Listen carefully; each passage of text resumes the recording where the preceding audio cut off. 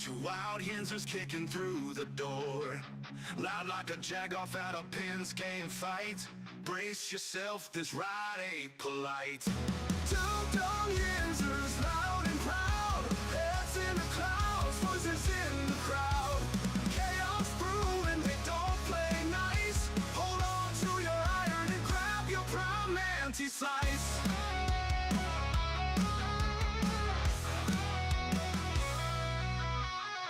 Tales from the burg with a hint of mayhem.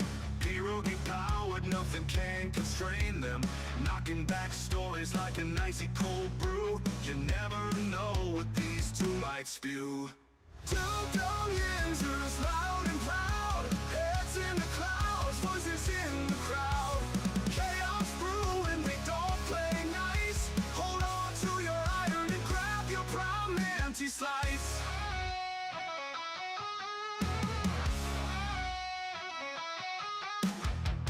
From the bug with a hint of mayhem. Pierogi powered, nothing can constrain them. Knocking back stories like an icy cold brew. You never know what these two might spew. Two dumb Yinzers, loud and proud, heads in the clouds, voices in the crowd. Chaos brewing, they don't play nice. Hold on to your iron and grab your prime anti-slice. Rivers collide where the laughs always flow.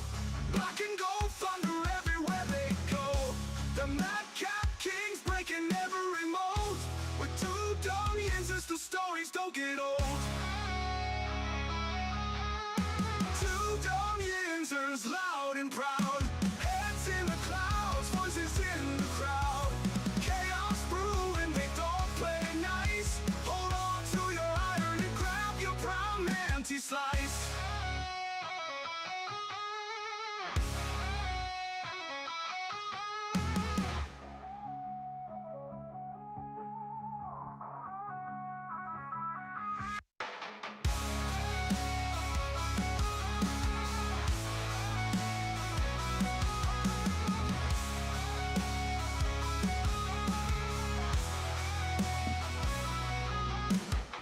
Hey, welcome back, everybody.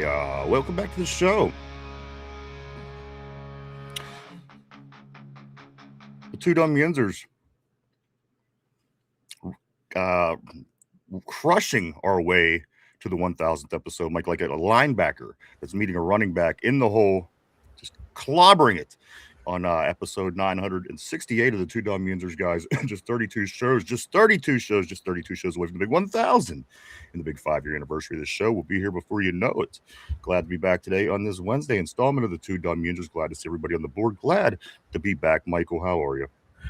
I'm good, brother. I'm just happy to be here, man. Talking some Steelers football with the finest Steeler fans in all the land, man. The smartest, the most intelligent, dare I say, the best looking fans.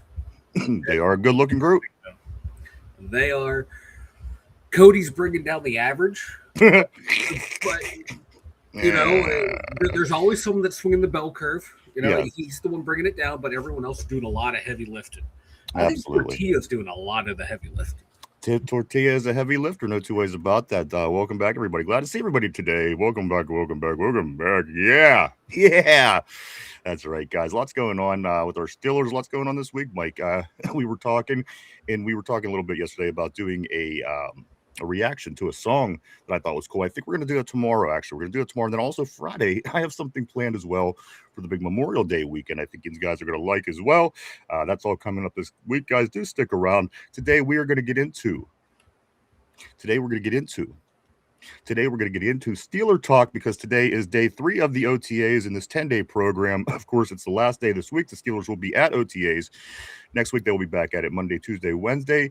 And the following week, they will be back on Monday through Thursday to wrap up the session of OTAs that's going on right now on the South Side. Things are looking good. I got to be honest with you. You got to like the way things are looking for the Steelers when you compare to the way things are looking for the Baltimore Ravens. The Ravens got a bunch of issues right now. Lamar Jackson still hasn't showed up to OTAs. I didn't read the article, but I seen there was a big collision involving Derrick Henry. People were hurt. You got to, again, everything that you're hearing about our team is good news. So again, how could you not be happy with that, Mike? Lots of good stuff to talk about today. Lots of good stuff going on in the Steeler Nation. Lots of good stuff going on. So welcome back, guys. And thank you so much for everything that you guys do. You're amazing people. And we love every single one of you. Let's get to the board this morning, this afternoon, wherever you may be, or even this evening, as I'm seeing also on the board. Guys, welcome back to the show. I'm going to go right here to my man, Steelers Chic. What's up, brother? Great seeing Steelers Chic from the other side of the planet, tuning in for some Steelers talk. Love having Steelers Chic here. He says, hello, good evening, Ryan. And there is the evening, Mike, evening time in the Middle East. Yeah, he's finding the time to make it over here. We love seeing the Steelers Chic here. Becoming a fixture. I love it. I love Steelers Chic. I also do want to say what's up to Somber, my man, all the way from Los Angeles, California. Not inside Los Angeles, out in the sticks, but still from Los Angeles nonetheless. Always great seeing Somber on the board. Also, the original Yinzer Joe, the original OG, Yinzer Joe on the board. He says, what's up, Yinzers, Ryan, Mike? Let's get the show on. Let's go. Quit messing around. What's the matter with you guys? Steel Loyal, all the way from North Carolina, says this.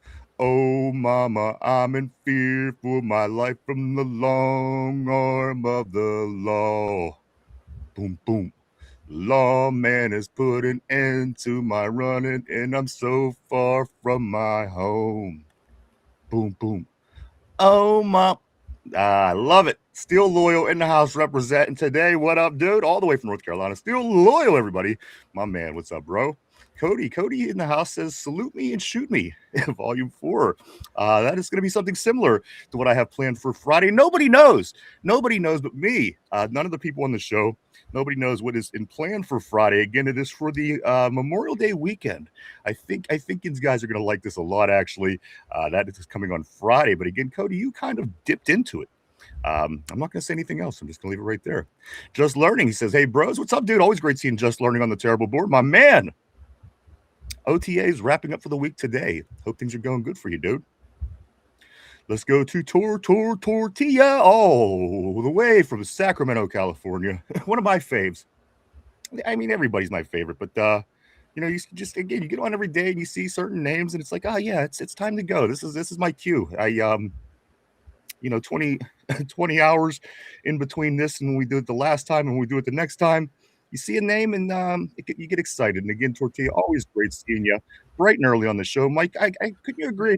Just again, everybody is awesome, but you just see a name sometime and it's like, it clicks. It's time to go. It's showtime. You see Cody's name, it's time to click and end the stream. You see Tortilla's name, it's time to bring the energy for my best friend in the world, Tortilla Jackson. Oh, best friend. That's why Tortilla is number one on the friends list in permanent marker. Tortilla says, I do lift heavies. I don't know if that's his dating philosophy or what, but Tortilla says he does lift heavies. Steel Loyal says Tortilla definitely carries. Let's go here to us. There we go. Tortilla definitely does a lot of carrying for sure. Somber says, I like lifting the heavies. I like lifting heavies. Cody says, shh, I'm that pretty, motherfucker. I'm that pretty. He says, you wish you were this pretty. Tortilla, he says, heavy tortas. Steel Loyal says, so you lift, Cody? Let's go to Cody. He says, torta lifting. Nah, he don't lift. What's up, Steeler Chic? Love seeing you here on this board, dude. Love having you on the show. Great to see you today, as always. Tortilla says, Cody sneaks tortas onto his oil rig last week. It almost tipped over. Steel Loyal, Diago Pavia, QB1. There you go. I don't think anybody will complain about that here. But you know what? I kind of like the way things were. I don't want anything to change over there. It's been going good for us. You know what I mean? Let's keep the disaster going in Baltimore. It seems to be working for us as we beat the Ravens 10 out of the last 12 times. That's unbelievable, in my opinion. Like, I don't even know if that goes on in other divisions. I mean, it may, to the bad teams, to the good teams. You know what I mean? Yeah. But again, it just seems very peculiar, very odd that the Steelers win 10 of the last 12 games against the Ravens, the big rival. Yeah. Go ahead. And people are surprised. Experts are surprised when the Steelers beat them every year. They always bring, that's a sweep for Baltimore. Like, when's the last time Baltimore Sweat Pittsburgh. It's been a long time. It's just comical watching the so-called experts who watch every game, analyze every team, not know the team that we analyze daily, not knowing the rivals that we analyze daily. It's just comical that people like, oh, it's Baltimore. They're going to beat Pittsburgh. Like, where do you even get that? When? I'm trying to remember when. So, yeah, Baltimore, keep doing what you're doing, brother. Because even 2 years ago when we did lose to them twice in the season, one was in the playoffs, so they didn't sweep us that year. Yeah. We beat them the first time, they beat us the second time, and then get in the playoffs. Ryan's eating on air, everyone. This is the first time ever. He always makes fun of me for it. Ryan is eating on the air. Yes. Should I take a moment to make Mike look silly? I'm not Please eating do. it. It's a cough drop. I try to get small victories on the show. Okay, it's with this weather with the up and the down. I got the air conditioner running constantly, and then I turn it off when it's hot, and then I just I'm at the top of my throat, man. I just I don't know, just something's going on. Cody can help you with that. He's used to something tickling the back of his throat. I won't go on, and I won't eat cough drops all the show. I promise you. I figure if I just have a little bit now, yeah, it'll kind of smooth me out for the show. I was just hoping I got a win at one point on the program. I am 0 for 970 something. No win. No win. Cody says if she's over 150 pounds, I'll pass. The original Yinzer Joe, he says, this guy, the original OG, says, how about Billy Squires, the stroke, right? Hey, you know what? And suggest something, because maybe we'll do this every week if it's fun. Yeah. If Yins hate it and they're like, I want to talk about football, that's fine. We'll do that. We'll try it, Mike. We'll try it. Again, we're only going to do fun songs. It's not going to be songs that, it's not going to be songs that make us want to kill ourselves like Renegade. Yeah, no, I mean, it's going to be fun songs. It'll be songs that you could do a lot of reacting to, if you will. Again, Stroking by Clarence Carter, one of my favorites. I want to do that. Also, Mike, I Touched Myself by the Divinals, which was a big part of our show early. Whenever we had Aurora Snow on early on, that was a big part of the show. So again, we'll do fun songs. It's not gonna be stupid by any means. Yeah. Gonna have fun. So if there's any bizarre songs, exotic songs, any songs that are just out there, let us know what you want to see. Maybe we'll throw that in there and we'll do some reactions again if you'd like it. If not, we'll stop. I just thought that could be a fun to break up the monotony in the off season, a little hijinks, if you will. Right? Yeah, there's nothing wrong with a little fun. I think a little hijinks. Fun. Why can't everything else in life around football be fun? That's what I'm saying. Great seeing Lindsay on the board. Lindsay, all the way from Pittsburgh, Pennsylvania. Glad to see you, Lindsay. Let's go right here to Steel Loyal. He says, Tortilla got a game ball early. Tortilla got a game ball early. The original Yinzer Joe says this. He says, Cam Johnson, the GOAT, LOL. Tortilla, I'll fumble it. Don't worry. Let's go down here. Tortilla lifts Mike, Cody says. Nah, Tortilla. Tortilla also says we both lift. Drew Aller, just learning. Just learning says I'm finally out of the doghouse with my wife. Well, that's good, man. That's good. You know what? And it's a special time to be out of the doghouse with your wife because, of course, Mike, today. No, I said hump everything.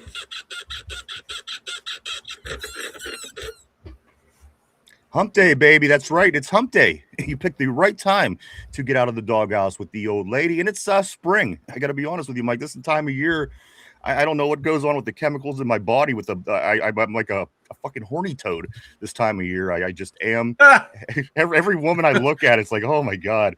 It's this time of year. It's spring every year. Every year. I've noticed this probably about 25 years ago. When it's spring, my body, it kicks into overdrive. And it's insane. It's insane. Let's scoot down a little bit right here where Just Learning says this. Pavia was the state wrestling champ from here in New Mexico. That's interesting. Maybe a little Sorsby. A little Sorsby could come up today in conversation. We're talking quarterbacks. Let's go right here to Somber. Lost in the shuffle a bit on Monday, but Steelers quarterback Dante Kent was out there just 6 months after his ACL injury. Saunders, and you know what? That's actually an interesting name you brought up, Somber, because I have something today we are going to talk about that does actually refer to Dante Kent in a way. He's included certainly in this as well. Just interesting that you did bring that name up. Cody says it's okay when he does it. Cody says, just saying. Somber says Steelers linebacker Malik Harrison has changed his number from 50 to 39. per the Steelers OTA roster. Saunders, that's interesting. 39 for a linebacker. Yeah, writing might be on the wall right there because we had reports early that he was on the chopping block, and when you go from a linebacker from 50 to 39, might not be around much longer. Yeah. Somber says, ooh, 39.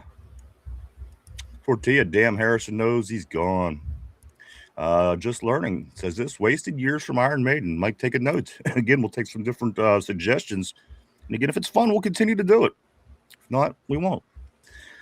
Let's go to Steel Loyal. Steel Loyal says, going to do Malik Harrison edit and use the song Wasted Years by Iron Maiden. Let's go to Ronald. What's up, dude? Always great seeing Ronald on the terrible board. Ronald Albright says, I suggest Mac Davis. Oh, Lord, it's hard to be humble. All right. Taking them notes, baby. Tyrone, JPJ. There it is. Whew. Whew. The first time it didn't have the goat. JPJ and Tyrone. The goats are in the house. What's up, guys? Lindsay, yes, Pittsburgh is the best place. I couldn't agree more, Lindsay. Always great having you in the house. Yinzer Joe, how about I like this. I like this, Yinzer Joe. How about Pittman trying to recruit Juju? I know that Mike don't like it, but at the end of the day, he's probably better than whatever else is going to fill the room that's not Bernard, Pittman, or Metcalf.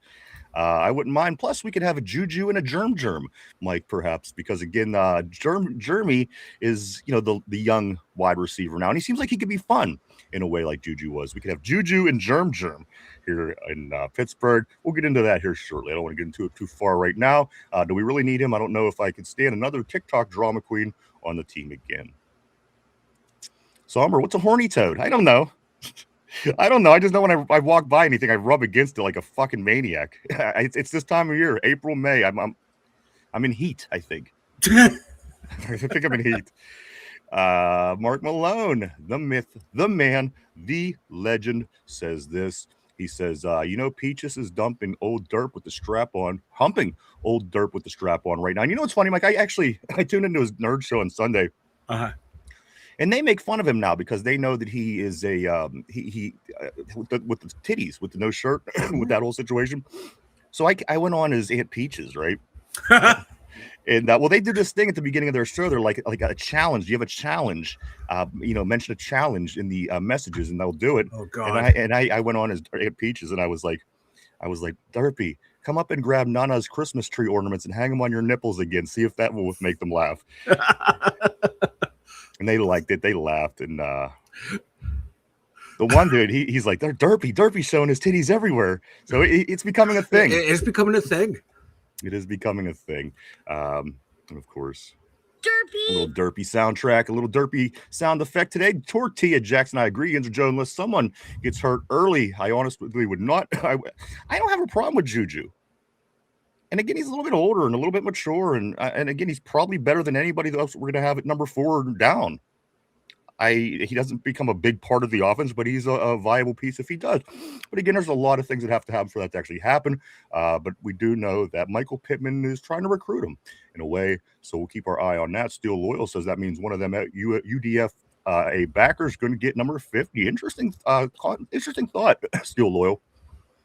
I mean, it's Mike, he was here a couple years. All of a sudden, he's going from 50 to 39. So a little curiosity. That's not a good sign when you lose. If you're a linebacker, if you're not in the 50s or in the 90s, you're probably not going to make the roster.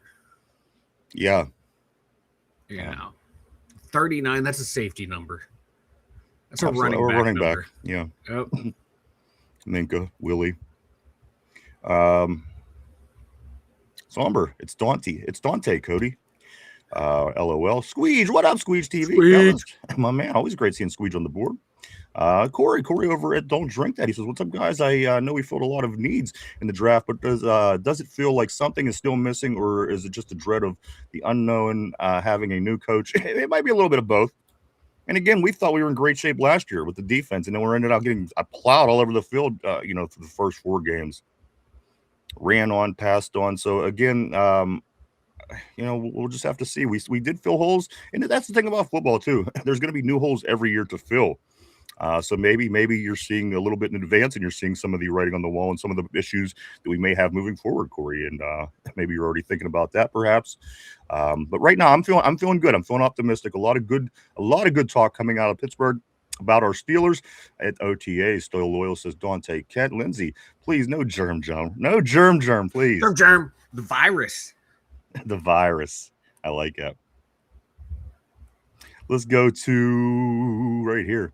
The original OG Yinzer Joe says Harrison taking number 39. Well, having Minka's number isn't a good sign to me. I can't wait to see Minka in play with the Jets. Funny. I don't know, just funny to me. Also, Mike, I'm seeing I didn't write down the note and I don't have it on me, but I did see somebody saying that remember we talked about, who was it? Somebody said that the Falcons are going to wipe us. Tua's going to wipe us in the first week of the season. Yeah. 42 points. 42 points also is what I seen with that article, Mike. I don't know if we talked about it or it was lingering in my brain. But, Mike, they're saying that Tua is going to hang 42 points against the Pittsburgh Steelers to open up the season. Yeah, it was a Greg Rosenthal from the NFL Network. He usually is like, I kind of like some of his work. He's really spot on. Like when he ranks the top 100 NFL free agents, he's really in depth with that. But he is a New England Patriots fan. So when it comes to the Steelers, I take anything he says with a massive grain of salt. But he also did say in a separate article that Nick Herbig is the most underrated player in the NFL. So I give him props there, but there's no way Tua was putting up 42. And he referenced his time in Miami. Never mind the fact that last year we played Miami and dog walked them, and they didn't put up 42. And they have a better roster than Atlanta has. So how Atlanta's putting up 42, I don't know. The NFL Network might need to be generating some clicks right now. They know how to do it. It's just rile up the Yinzers. Yeah, it's a typical offseason nonsense by the media. Let's go right here to Tyrone. He says, I take Juju better than Roman's bum ass. Also, we could go to Christine. Always great seeing Christine. Welcome back to the show. She says, hey, everyone. Hope things are going good for you, ma'am. Welcome back. Christophus, my man, says this. He says, I heard Jeremy Bernard is shining, in the OTAs. I'm not surprised. That is definitely something I'm hearing as well. He's a quick learner. He's picking it up fast. And he's great to have on a team around him. That is what they talk about. That is what's being talked about at OTAs as we speak. Let's go here to Somber. Somber says those famous derpy boobs. Those famous derpy boobs. Yeah. Yes. Let's go here. Tortilla. They must be trying to confuse other teams who see 50 and change to a pass play. Can you imagine? Can you imagine if we start doing smart things and like tricking people? I don't know. Let's just see. Cody said, I always leave Derpy one comment on the nerd videos. Show us your knockers. Derpy. I'm sure he appreciates that. I know I do. Whether he does or not, I do. So do what you want with that. Let's go to Mark Malone. Mark Malone says this, the Juicer can't run anymore. Really? I don't know. I didn't follow Juju. I just didn't. I seen him go here. I've seen him go there. I didn't really keep up with him, though, so I could be off. Let's go Tortilla. Only got work once. Dude, what's up? Always great seeing John on the board. Dude, he says, afternoon, fellas. Afternoon to you, sir. P. Morton. Hold on. Yinzer Joe is an OG, and I do want to introduce everybody. If you don't know, P. Morton is one of the OGs, and I do have to say this. P is 100% responsible for my beard. P on the board, Mike, is 100% responsible for my beard. He is. I remember that day he made the comment about your beard. We got off. That's when we were filming at separate studios. You texted me like, I gotta grow my beard. Yeah, I gotta grow. He's like, I gotta show P up that I can grow a beard. Because he was making fun. He was like, boy, that's a bad looking beard. Yeah. And you know that's what? Like when mine was in and full and luscious, and yours was all scraggly. I've never, I haven't shaved since. No. But P, great seeing you. What's the Aunt Peaches? OnlyFans, for fuck's sake. Supporting the community. P, always great to see P from Japan. Mike, we got the Middle East in the house today. We have the Far East. We have a lot going on today. Welcome, everybody. Welcome back to the show. Great to see you, P. Hope things are going good for you in Japan. Tyrone says Chris Bernard is really him. Christine says that Corey, I'm definitely feeling that. It's like when you go to leave the house and you have your wallet and your keys, but you still feel like you're forgetting something. That's me at the end of every single show. The end of every show. There's not a show that goes by that I don't think I forgot something. 968 shows in. Christopher says our wide receiver room rivals the Bengals receiver core, and I hope you're right, man. I mean, people are going to debate that, of course, and rightfully so when you have Jamar Chase. But you know what? That's a hell of a point. Let's go to Ty. He says, "Hey, Christine, let's go here to Squeege." He says, "I'm so hungover. LOL. I literally just got done puking and seeing you guys were live, and I was like, cool. I hope we could help you out there. Hopefully, Mike's face doesn't further your puking, but we'll try to do our best to make sure that doesn't happen." If you puke because of my face, that's just it's just helping you purge the system to get. I've puked several times. I've puked several times because of Mike's face so far. Let me scoot along here just a little bit. Just a little bit right here. I'm going to scoot along a little bit right here. Tyrone says the 32 degrees. And it's cooler today here, I can tell you that. I don't know if that's even what he's talking about, but it's considerably cooler, Mike, because it was 90 and 80-something yesterday and the day before. Considerably cooler today here in the Western PA. Christine, hey, Ty. Also, Steel Loyal, he says 4 plus 11 plus 17 equal 32. Steel Loyal, cold ass trip. Trio, he's saying. Lindsay, cold ass trip. Steel Loyal says, I'll be a trip for secondaries around the league. Let's go here. Let's go to Cody. Cody says maybe, or he can throw up two those gang signs.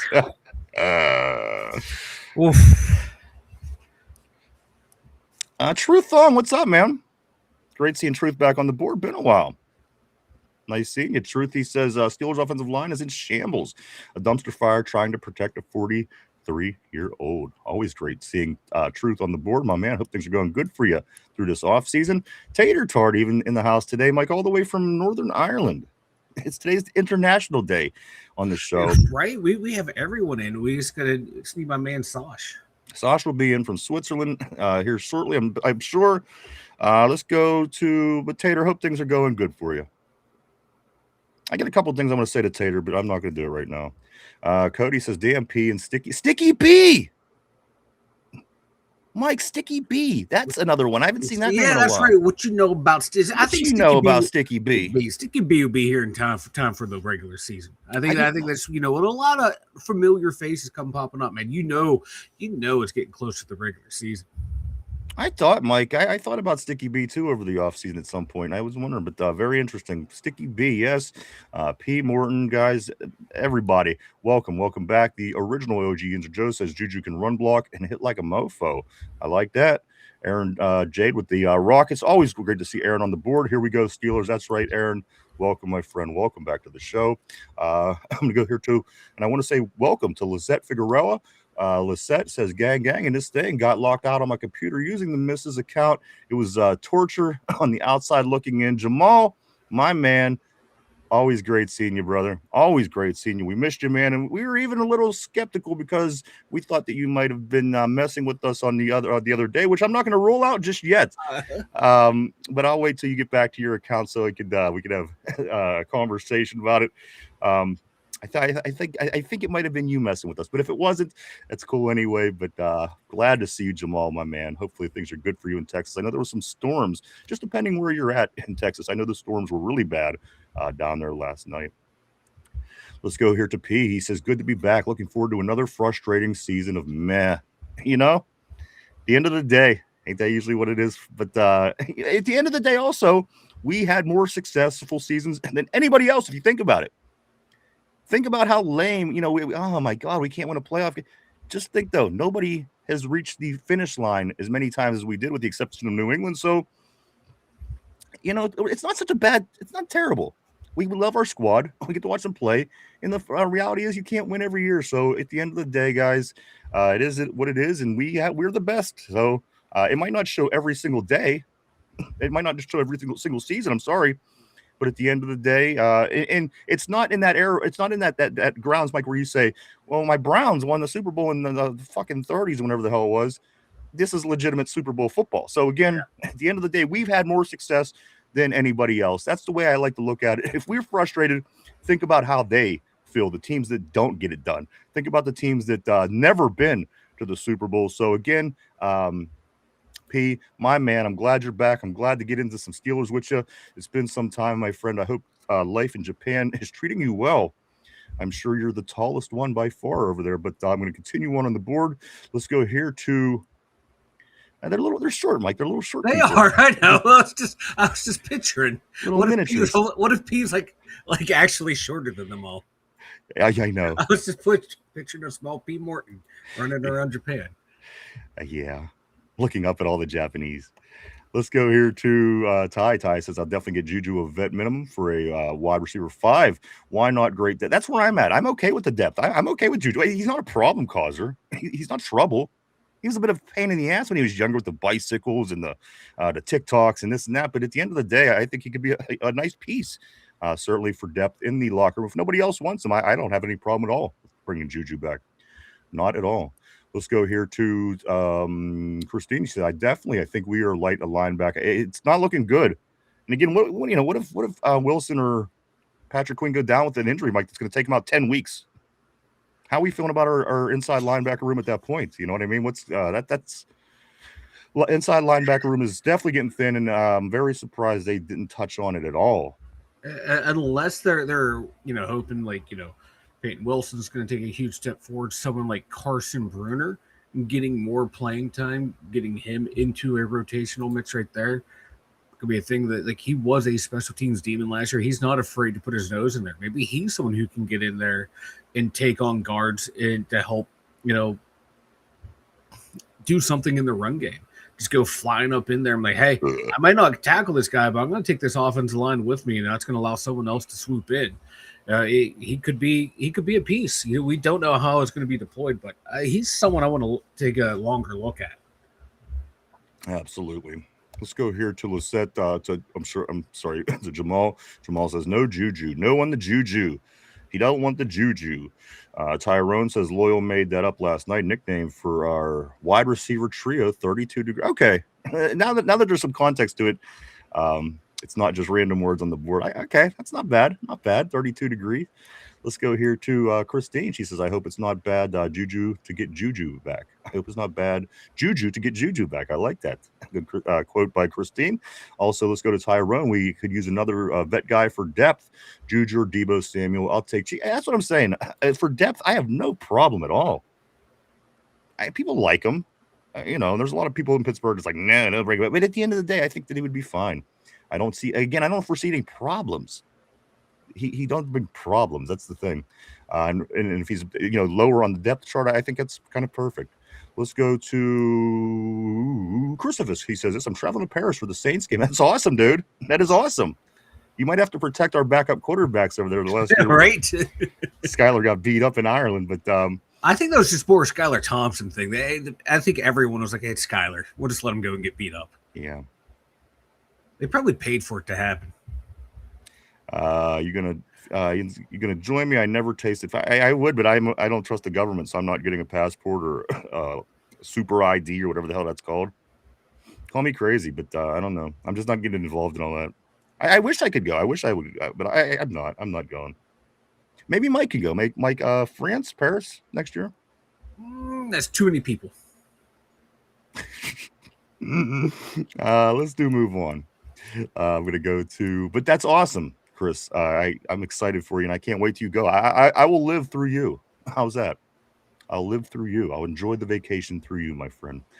Let's go on right down here to Tortilla. He says it's like high school, like a high school. It is like a high school reunion. Before you know, Mike's going to be lying and telling you all the things he's done over the past 25 years. And I've done amazing things the past 25 years. Speaking of which, I thought of something the other day, and I was going to turn into a bit, but it's not. I don't have enough for a bit, so I'm just going to ask you: what's the weirdest reason you've ever turned somebody down as a female, Mike? Somebody that might have had interest in you. And I'm going to give you an example here in a second because I have a couple of them, but again, not enough for a bit. I once turned down a girl, a good-looking girl, because her cat had 6 toes. I did. Petty? Yes. But how can I Go with somebody who has a cat that has 6 toes. I'm just saying. How am I going to be happy if the cat has 6 toes? I'm just saying. All right, here's another one. I once turned down a girl, another good-looking woman, whose sister was mentally retarded. I turned her down. I didn't tell her that, but I thought to myself, I can't. Again, how can I date somebody who has a retarded sister? I mean, you would have someone to talk to. But here's my thing. It's just the whole thing. It's a whole lifestyle. You know what I mean? If your sister's retarded, you're very involved in some capacities, and I'm just again at least you know what? People might say that's shallow, but at least you weren't honest to her about it, but you're at least like, no, it's not going to work. Right. It's not. I could have used her, but I didn't. Yeah, you could have, yeah, and gone along with it and been uncomfortable the whole time. In a roundabout way, it was like the mature thing to do. Right. That's what I'm saying. It's maybe like crass the way we're talking about, but it was actually like a mature response. Like, no, I can't because I don't. That's not for me. I don't know if I have the wherewithal, the mental capacity to deal with that. That's a mature response. And they were both hot, and again, I would have dated both of them actually. But again, maybe okay. Now we're getting to the root cause here. You were more attracted to the special needs sister. Okay, we got it now. No, not at all. No. To make a long story short, that girl passed away, so I'm not going to go on and on now I feel bad about that.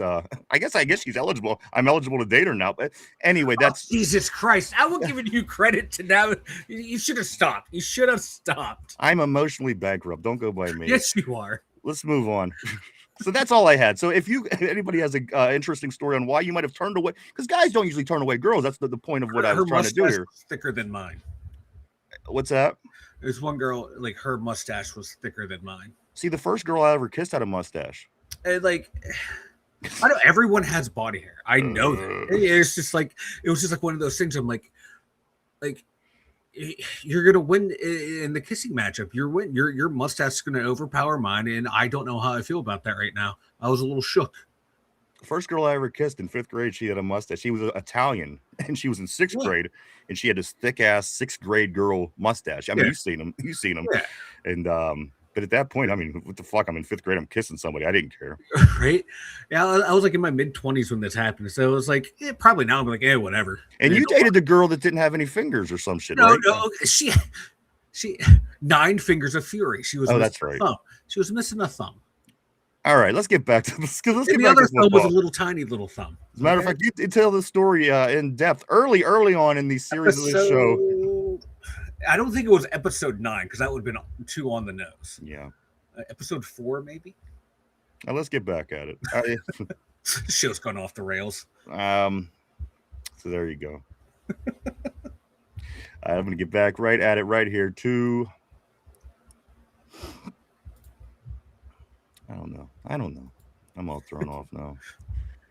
Okay, right here. Steel Lawyer says, Jamal, the second account got you feeling diffy. Huh?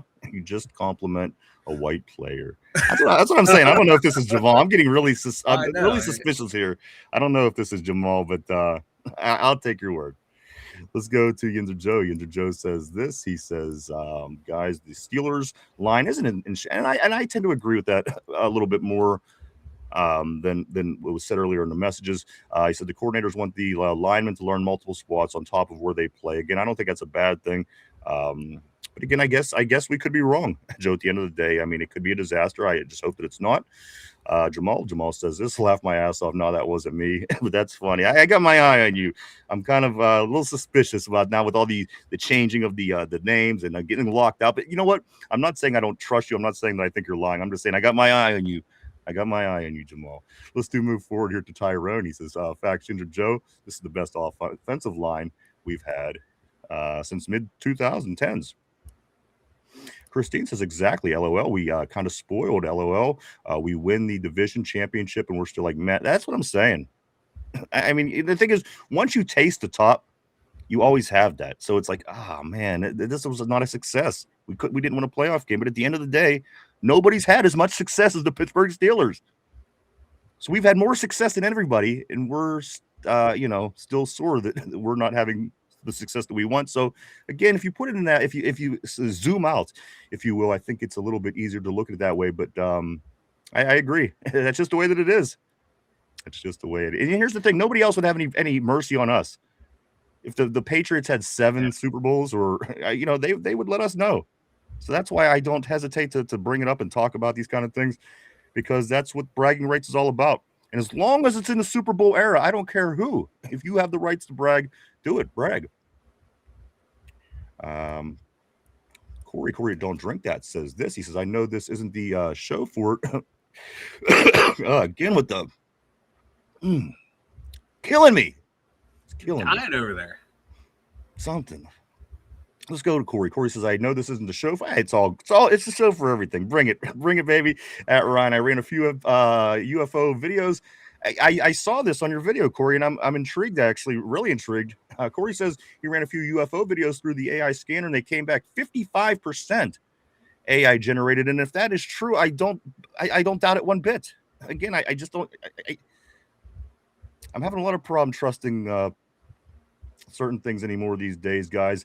But here we go. He says this because I think the files came out to promote disclosure day coming out on 6/12. It's possible you do follow up on it a lot more than I do, so I take your word. I kind of follow it through you in a way. I see your videos. I popped on the other day. I was listening to what you were saying, and again, who knows what the hell's going on out there? Who knows? Let's go to Cody. He says, you got locked out of your account. That was to Jamal. Right here, Robert. Always great seeing Robert in the house. He says this, our Steelers will be kicking some serious ass this year. Too many Debbie Downers here. And you know what? I agree. I agree for both of those points you made. I think we are going to kick some ass this year. And I think that by nature, we are Debbie Downers because, again, we haven't won a playoff game in 10 years. And again, for whatever reason, I don't care what they are, you are going to be down. And but there's a certain optimism that comes with being a Steeler fan right now, Mike. I think you feel it. I think I feel it. I think the board, even though we are in that Debbie Downer mode, there is a bit of optimism. You're starting to see things. Again, we could be the Baltimore Ravens, guys. Lamar still hasn't showed up to OTAs. Derrick Henry's running into people. I don't know. Again, I don't know the extent of that story, but it seemed like there was people injured by this little incident. So, again, I like our problems right now. We'll take it. Ty says, we go into the Super Bowl, baby. That's what I want to hear. That's what I want to hear. Can you imagine? Guys? It's not out of the question. I think we got as good a chance as a lot of teams do. We just got to come out and play good football, play smart, don't make the mistakes, and do the little things well. Yeah. There's a shot, you know, we're one of the, like I keep saying, we're in that nebulous middle of the pack, but I think we're really close to breaking through that nebulous middle to being a team that can consistently threaten the top teams in the NFL. Because, everyone wants to just focus on what we're doing at the quarterback position. But, quietly for the past 5 years, Con and Weedle have been supplementing this roster. Yeah, you're seeing a lot of veterans coming in and out. But, you got younger guys through the draft coming in. Guys that they brought in via free agency that we thought, why would we get this guy? They're key contributors, looking at people like Deshaun Elliott. Jalen Ramsey isn't that lockdown number one we thought, but guess what? He found a nice little role as nickelback in just that rover throughout the defense. Then you get someone like Jamel Dean, who could be a cornerback number one on most teams in the NFL. They've done a lot of sneaky good things that, one, the local media isn't talking about, and two, we definitely know the national media is not talking about it because it's not the sexy story. This team is priming themselves up to being good for the next goddamn 10 years now. It's just, can we get that quarterback in place to do it? But right now we have a really good team to be really competitive. They're doing it right. That's the thing, Mike. It's something that you notice even back into the Tomlin era, the way they started rebuilding this team, the way Omar Khan and Andy Weedle and Tomlin started, Mike, the project they started was right. It would say whatever you want about whatever, but the project they started was right. This is how you build a football team. You get the line, offense and defense, and then you work out. If Philadelphia, again, I hate bragging about this team. We're talking anything good about Philadelphia in any capacity, but this is how they build a really good team. And you get a guy that isn't quite again, say what you want about. I'm not going to have a Jalen Hurts debate today, but I don't think he's the best quarterback in the world. He plays a very good quarterback at times, and he's a damn good football player. So I'm not taking anything away from Jalen, but you're able to take somebody, Mike, and put him in that spot. It could have been a lot of different people, not just Jalen Hurts. They could have certainly filled in that spot and became highly successful as he and the Eagles were able to do. Just the way you build your team, very Steeler-like through history until somewhat recently, Mike. Again, I like the way that Tomlin and Weedle started this project about 4 or 5 years ago. I think you're going to start seeing the fruits of it this year and beyond. And again, you'll notice that once this line does come together, like the Fanekas and the Marvell Smiths and the Max Starkses and everybody like there, you'll see that you'll notice they're here for a long time. People will stop complaining about the offensive line, and we will have an advantage that a lot of teams don't have because they're building their teams other ways.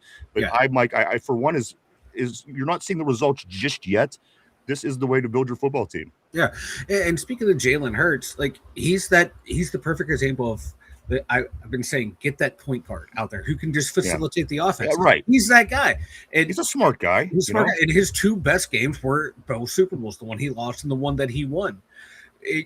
He's not a great regular season quarterback. My God, you're wide receiver 1 or wide receiver 2. He's reading self-help books because you can't get him the football. Yeah. He's not a great regular season quarterback, but he does enough good things to help you win. And he knows when and where to get the ball to what players. And they have a good line to rely on their running game, which is what we're building towards. They have a good defensive line to disrupt people. That's what we're building towards too. So there's a really good foundation there for this Steelers team. And if you just get that one guy who can just run the offense, not lose you a game, but can win you a game here and there, you're going to be in a really good spot. For sure.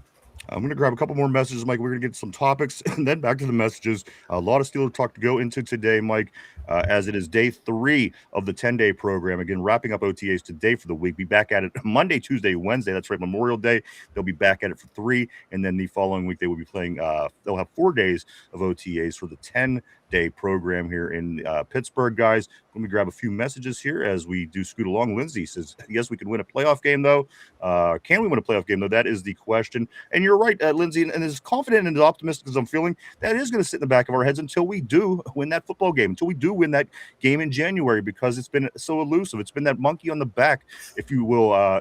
We just cannot get it, and it's been bad since. I mean, it's been a lot of blowouts, so there's always going to be in the back of our minds until we get it done, until we get that win in January. But once we do, you know what, you build off that, you get that momentum. But again, I don't think that there's a one of us that's probably going to easily be able to go into January this year into a matchup and just not have that thought in the back of our minds, because again, it's just happened. And you know, it's going to take not happening before we could change the way we think. So Lindsay, that is the real question. Christopher says, I can't wait to see you Yinzers in Latrobe. Yes, absolutely. I remember my friend. He says beers food truck is on me. I tell you what, we'll get the beers. We'll get the beers. We got our Duquesne Pilsner people that'll be there, and it's a deal. I can't wait. Also, Chris, we'll take you up on that. We'll get the beers. How's that? Let's go to Sommer. Bruner packs a punch. I can see it. He's a hitter. His dad was a tight end. He's a hitter. I like it, Mike. Who would have thought? Tight end. You know what? I like seeing a lot of these players like Bruner, and then their son comes out and he's such a hard hitter. I love seeing this. I love seeing it. And again, now with the Steelers, we have Joey Porter's kid. We have Mark Bruner's kid.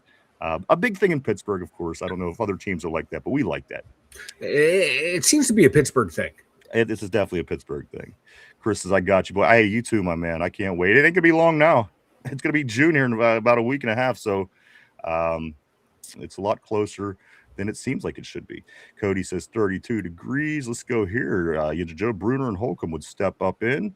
A cute wide receiver room, Tortilla is saying. Let's go here to Corey. He says, what if Tater is actually Skylar Thompson trolling us for not helping him in Ireland? That would be funny. Let's go to Steel Loyal. Come up with a better name, Cody. Somber, LOL, Still Loyal. Let's hear it. Let's go here to Somber again. Somber says that cat had extra grip. What if hers did too and you missed? I just can't. I won't. Is it petty? Yes. I'm sorry. Listen, there's 7 billion people on this planet. Somebody will freaking date her with the cat with 6 fingers. I don't take response. I shouldn't feel responsible for this. Let's go here. Let's go to Jamal. Jamal says this. He says, don't want to take a chance with the retard. Exactly. I think.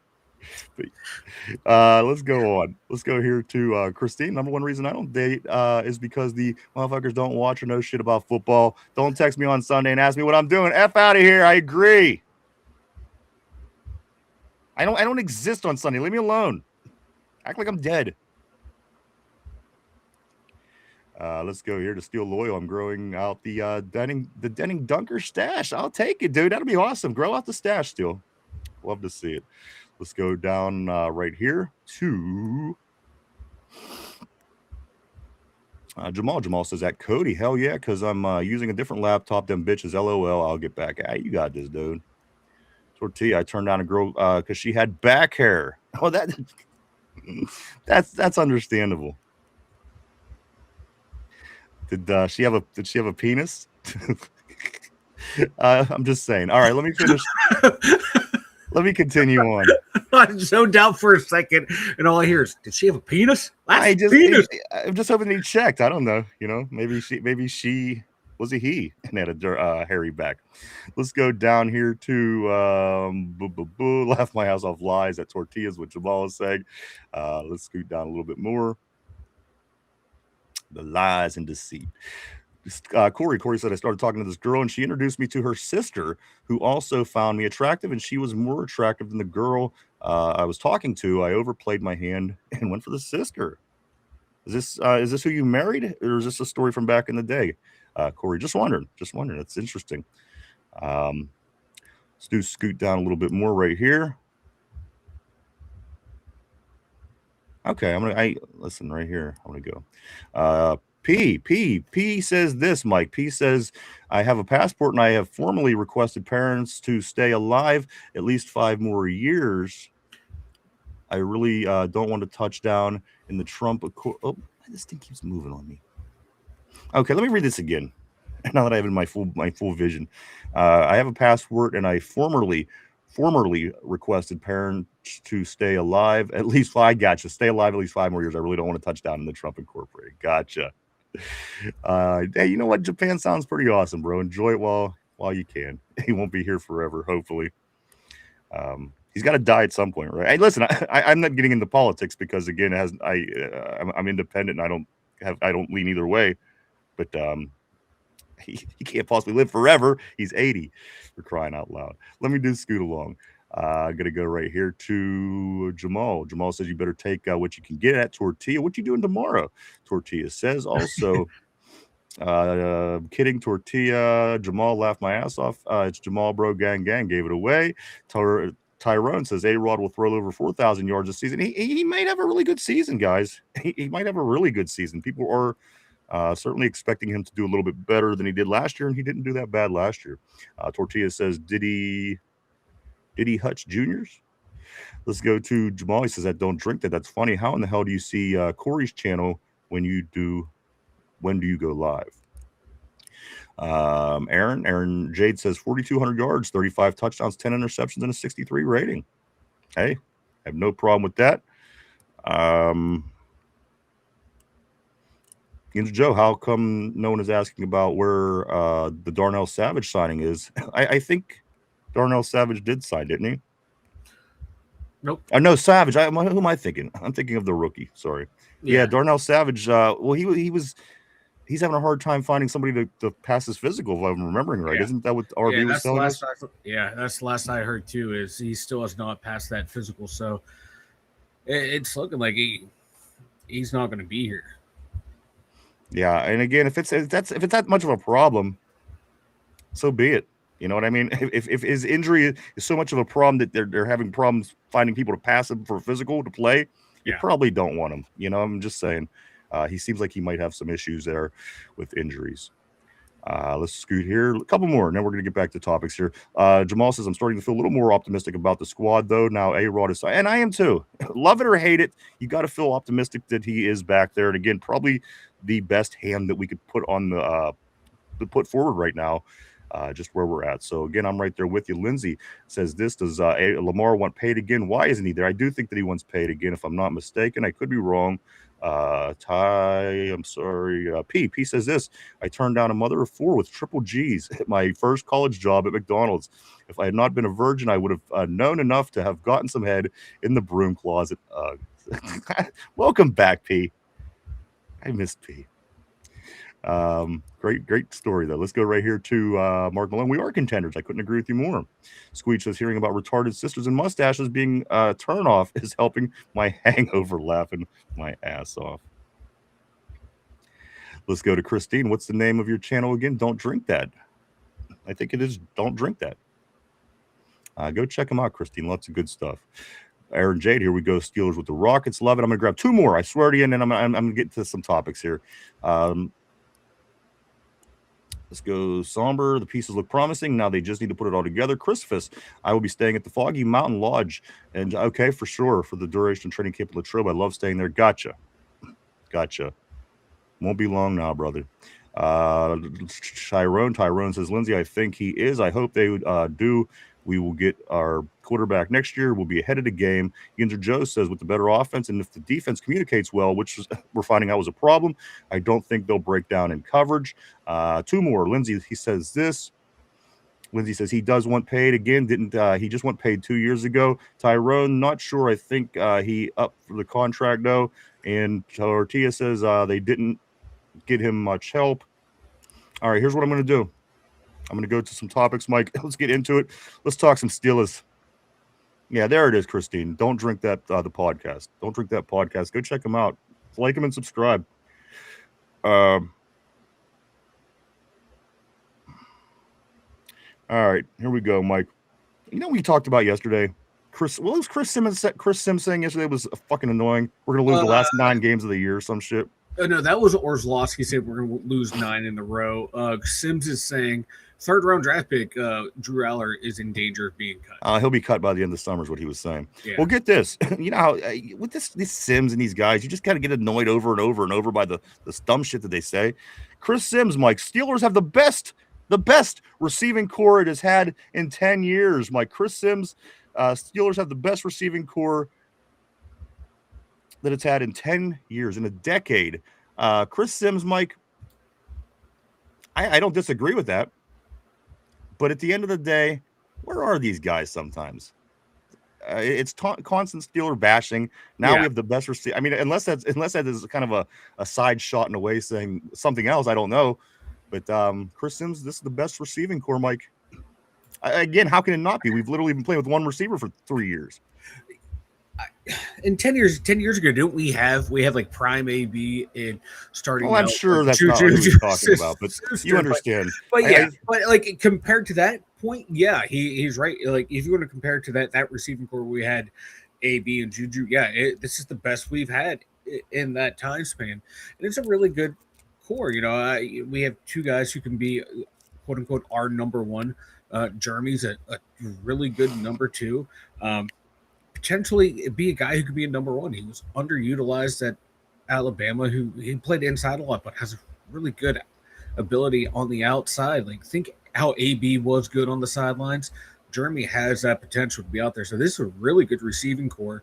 And now you get people like Roman slotting into where he needs to be that number 4, Skoranek at number 5. And if you bunch of other guys on the practice squad that can move in there. You even have Weegen. You have Heidenreich, even though he's listed as a running back, has receiver ability. This is a sneaky good receiving core. Well, once you dig into the numbers, man, you have 2 really good guys on the outside, guys who can, on paper, should be really good on the inside. I'm excited for Roman Wilson. Like that small little sample size we saw from him last year was good, outside of one mistake. You know, like this team has potential to have a really good receiving core. Absolutely. And listen, they've had a potential to have a good receiving core the past 2 years if you would actually get receivers. You can't go into a season with one receiver. It's fucking retarded. I don't know what in the world they were thinking. But anyway, guys, if there's any reason to be encouraged for things to maybe start moving in the right direction and turning around, the fact that we have the actual number of players that we need, great start. It's a great start. Why don't you go out and build a baseball team and not have a first baseman for 2 seasons? Why don't you go out and do you see what I'm saying? It's stupid. I don't care what the reason is. I don't care what the argument is. It's dumb. You can't go 2 seasons and not have a wide receiver. It's unbelievable, in my opinion. So let's continue on. I'm going to stay on the offense a little bit here today, Mike. We will round into the defense as the show goes on to wrap it up, as that will go into the question of the day. I will say the question of the day is a defensive-oriented question, so keep that in mind. Let's stick on the offense for now as we do move along. Welcome back to the show, everybody. Welcome. This is episode 968 of the Two Dumb Yinzers. Welcome back. Welcome back. Welcome back. Here we go. Mike, this is my question about the offense.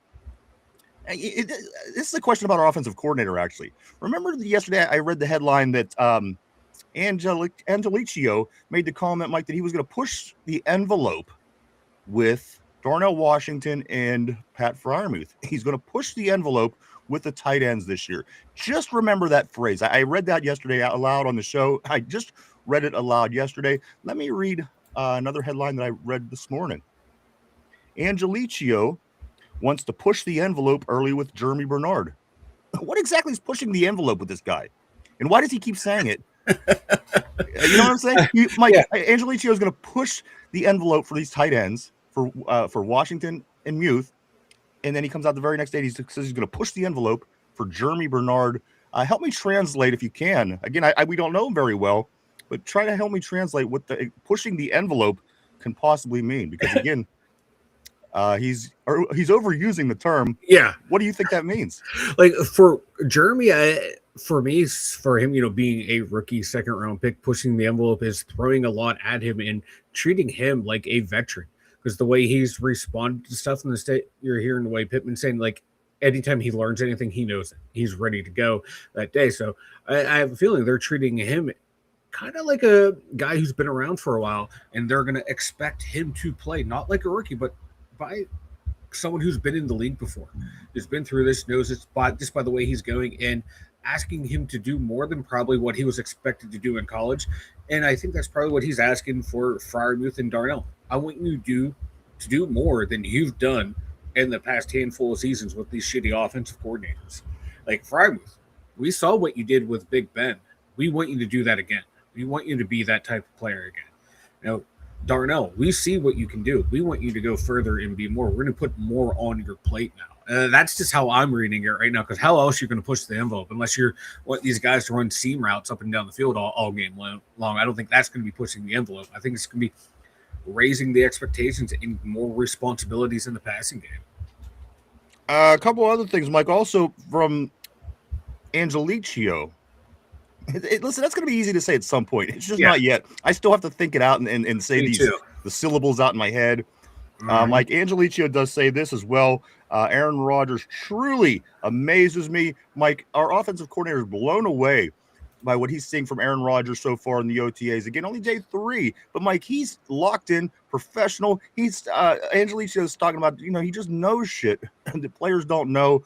Just from being there, doing that, been there, done that. He's going in his 22nd season. Mike, again, offensive coordinator, thrilled with Aaron Rodgers. So again, just more good news out of camp, out of the OTAs. And again, compared to what's going on in Baltimore, I will take this. I'll take this every day of the week, Mike. Again, more encouraging news. And this isn't just. Listen, I believe it. I believe Aaron looks great. I believe he came in and is sharp because he did that last year. There's not a doubt in my mind. Again, it annoyed me. I didn't like to process how this whole thing played out, and you guys are aware of that. But at the end of the day, Mike, he did come in, he locked in, he stepped in, and he's amazing, our offensive coordinator at the end of the day. So again, just more positive news out of Pittsburgh camp, out of Pittsburgh OTAs this week, Mike. And again, I'll take it any day, especially you hear of all the BS going on with other teams, more specifically our big rival right here in the AFC North. Mike, I'll take this any day of the week. Me too. And I think Angelico is the one who said this as well. Like, he's been a good mentor to the young players. Yes. Yeah. And just in the, the 2 or 3 days that they've been there. And that's what you hear about Rodgers. Like, if you're wanting to put in the work, he's going to help you along the way. He's not going to hold their hand, but if they have questions to ask, he'll answer them. In film study, he'll help them. And like RB and I were talking off air, like, if I want those two young guys, I'm watching what Aaron Rodgers does on the practice field, and I am mimicking his movement because that's the way McCarthy wants you to move. I just sit there and watch what he does. And, Aaron, he might be an aloof guy, but he doesn't cheat the game. You see, like some star players, they'll cheat the game. They won't put the effort in the practice. You can see Aaron Rodgers puts the effort into the practice because you're not going to be an all-time great if you don't. So being a mentor that way, just by doing the little things right, and that's going to rub off on the 2 young quarterbacks. Yeah, I agree. Again, I agree. I'm excited. I'm excited about what I'm hearing. Let's see if there's anything else that we can find here as far as camp that gets us excited. I do find something right here, as a matter of fact, Mike. Troy Fatanu. Troy Fatanu says this quote, "It's like we never left, not in the sense that the playoff game that they played last, but in the sense we picked up right where we left off with Aaron Rodgers." Again, just talking about the confidence of the team. There's not, Mike, again, just good news from Pittsburgh Steelers camp or OTA. I'm sorry. Yeah, you like to hear that, like, oh God, we got to go through another 18 seasons with this. Oh God, it's going to be so. No, they're excited that the old man's back. They like him. They'll rally around him because they know he holds them to a high standard, and they don't want to let him down. And they don't want to let themselves down. Like I just like the way last year and this year they've all bought into each other. They had a good foundation last year, and hopefully this year they can build upon that foundation, and with that new coaching staff too, take it to a whole nother level. Because you can go back and watch the games last year. It's frustrating, but there are times you see a glimmer of like what could be with Aaron Rodgers, this line, and some of these weapons. Yeah. And if now you have coaches in place that are hopefully better than the last coaches, that should give you a whole lot of hope and optimism that this offense is going to be a really good offense. I'm just going to grab Somber real quick just off the top here. He says Troy was mainly talking about the cadence with that. Absolutely. I mean, that's huge. That's huge. To be able to come in and everything's still feeling good and everybody's still right like that. Again, just another advantage, I think, for the Steelers. Let me grab Tater. You know what? Let's talk about a few other things before I grab Tater. I got something for you today, Tater. You just wait. Aaron Rodgers, guys. Here's another thing that's maybe talked.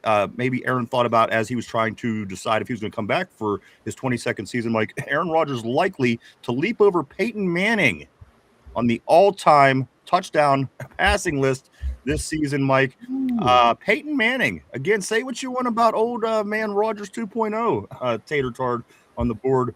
At the end of the day, I don't remember Rich Gannon 2.0 passing Peyton Manning at any point in his career. So there you go. Again, your ignorance shines bright like a star. A couple things I do have here for Tater Tard, though, just to kind of show you that I still love you, Mike. This is my issue with people like Tater Tard. Okay. And I love you, Tater Tard. Don't get me wrong. I give you a noogie and a wedgie just like anybody else. Believe me. Here's my thing. Tater fighting for the belt tonight. If you know, you know. All right, guys. So here's my thing. We win consistently. Okay? But don't have playoff success as of late. Okay, bear with me. Mm-hmm. All these other teams, with the exception of one or two, they don't win consistently, and they don't have playoff success, and they don't have the Lombardis to back it up. How are you going to come at us, who has constant success? Literally, our record proves it for the past 25 years. Who has constant success. We win consistently. You don't have playoff success. We're not having so how are you going to come at us for not having playoff success if you're not doing anything? And at the end of the day, we've been down. We still have 6 trophies in our case. How many trophies do you have through the first 60 years of Super Bowls? So this is my argument against people like Tater. Again, I love you, Tater. I do. I'm grateful that you're here. But at the end of the day, I think that's what they're just trolling. Because if you look at things logically and sensibly, Mike, we're in a way better situation than most of the teams in the league. As much as we hate to admit it, as much as we want to say, well, the playoffs hasn't been working. Well, guess what? Again, with the exception of a couple other teams that are actually getting it done, everybody else is in the same boat. However, they're not winning consistently like we are. Regular season's not, regular season loss-winning record. You're not having the playoff success that you're making fun of us for not having, but yet you don't have the trophies either to even do that. So again, I just want to say that I wanted to say that to you, Tater. I thought about you yesterday. I was doing something that thought crossed my mind, and I was like, I want to tell Tater, Mike, and it goes beyond Tater. It's beyond the clowns. It's a lot of teams. A lot of teams will give you that shit, and the Cowboys, they don't consistently win. They win. But there are another group of fans that just have nothing but good to say about the Steelers. So that I just wanted to share that with you, Tater, to help maybe help you along. And I think by your attendance here in the show, I think that you might be learning. I really do think that you might be learning and turning in the right direction in your life. And I encourage that for you, Tater. I think being a Steeler fan would be the best thing for you, because I don't know anybody that's ever really been excited about being a Browns fan. I don't, Mike. What a group of fans. Yeah, I was gonna say in the past 20 years, the Steelers are 201, 122, and 2. That's third. That's third in the NFL. Yeah, how many wins you got, Tater, over the past? How long is that, Mike? 20 years.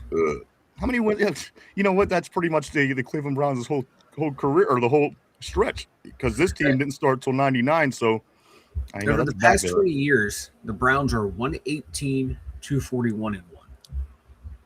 Wait, what are they? 118, 241, and 1 for a 3.41% winning percentage. That's what I'm saying. Tater, come on. Yes, you have. Oh my God, you have a playoff win more recently than us. Congratulations. Yeah, we've been slacking there. How's all that? In the past 20 years, a pretty good franchise. More recent than us literally means nothing. That's just a time frame. Yeah. Have you ever won it? Have you ever finished better than us in the past 40 years? So again, like, it's just stupid Cleveland logic that even creates these conversations and these arguments. Browns fans go into a season hoping to have a winning season. We go in with expectations of, well, first of all, like, it's New Year, we better go win a Super Bowl. If not, we better do some damage in the playoffs. There's levels to this. Levels to this. Cleveland's, come on, they consistently get 5 or less wins. Yeah, they consistently finish in the basement. That's all I'm saying. I'm not trying to even shit on Tater. I'm just trying to help him along, to lead him down the right path. Because again, I mean, he seems like a good enough guy. He comes here, he rolls with the punches. He's harmless, I think. I think. And again, those podcasts in Cleveland, I couldn't even imagine. I mean, these people are probably hanging themselves. You probably hear these people blowing their brains out as the show is going on. It's got to be amazing to listen to a Cleveland Browns podcast at the end of the day. It's got to be soul crushing. Got to be soul crushing. I couldn't agree more. I think. Let's get back on the board for a few, Mike, and I do want to get into a few more things here on the show today. A lot going on. Let me jump. There's that gunshot, Mike. That's what's going on in Cleveland right now. I just turned on a Cleveland podcast. There goes another Cleveland Browns host, Mike. There's the other one. If you have to talk about the Browns all day, every day, it probably has a really high rate of that. I would agree. Let's go here to Tortilla. Tortilla says, and they let his center walk away. That's why, in his Tortilla's opinion, of course, talking about Lamar Jackson's center did leave. Tortilla did go on and also say, my internet sucks. Lindsay says, good, pay him so much. Let your roster. That's what I'm saying. Please, by all means, get Lamar Jackson in there. Nobody has success against Lamar like the Steelers. By all means, please. Pay him more money. So you can't get anybody else, please. Somber, he says, this Jamal Dean is in the building today. Okay, and he should be. Let's go to Ty. Ty says, facts, we need, are we ahead of the game? Burrow and Lamar have been in the league 7+. That's what I'm saying. And listen, I think that you look at it this way, though. Joe Burrow got that Bengals team to the Super Bowl. I got to give him credit for that. Yeah. But Lamar, with all the accolades and everything that they throw, and he's this and he's that, and he's the best, and he's blah, blah. I've seen nothing. Like, he's done literally nothing.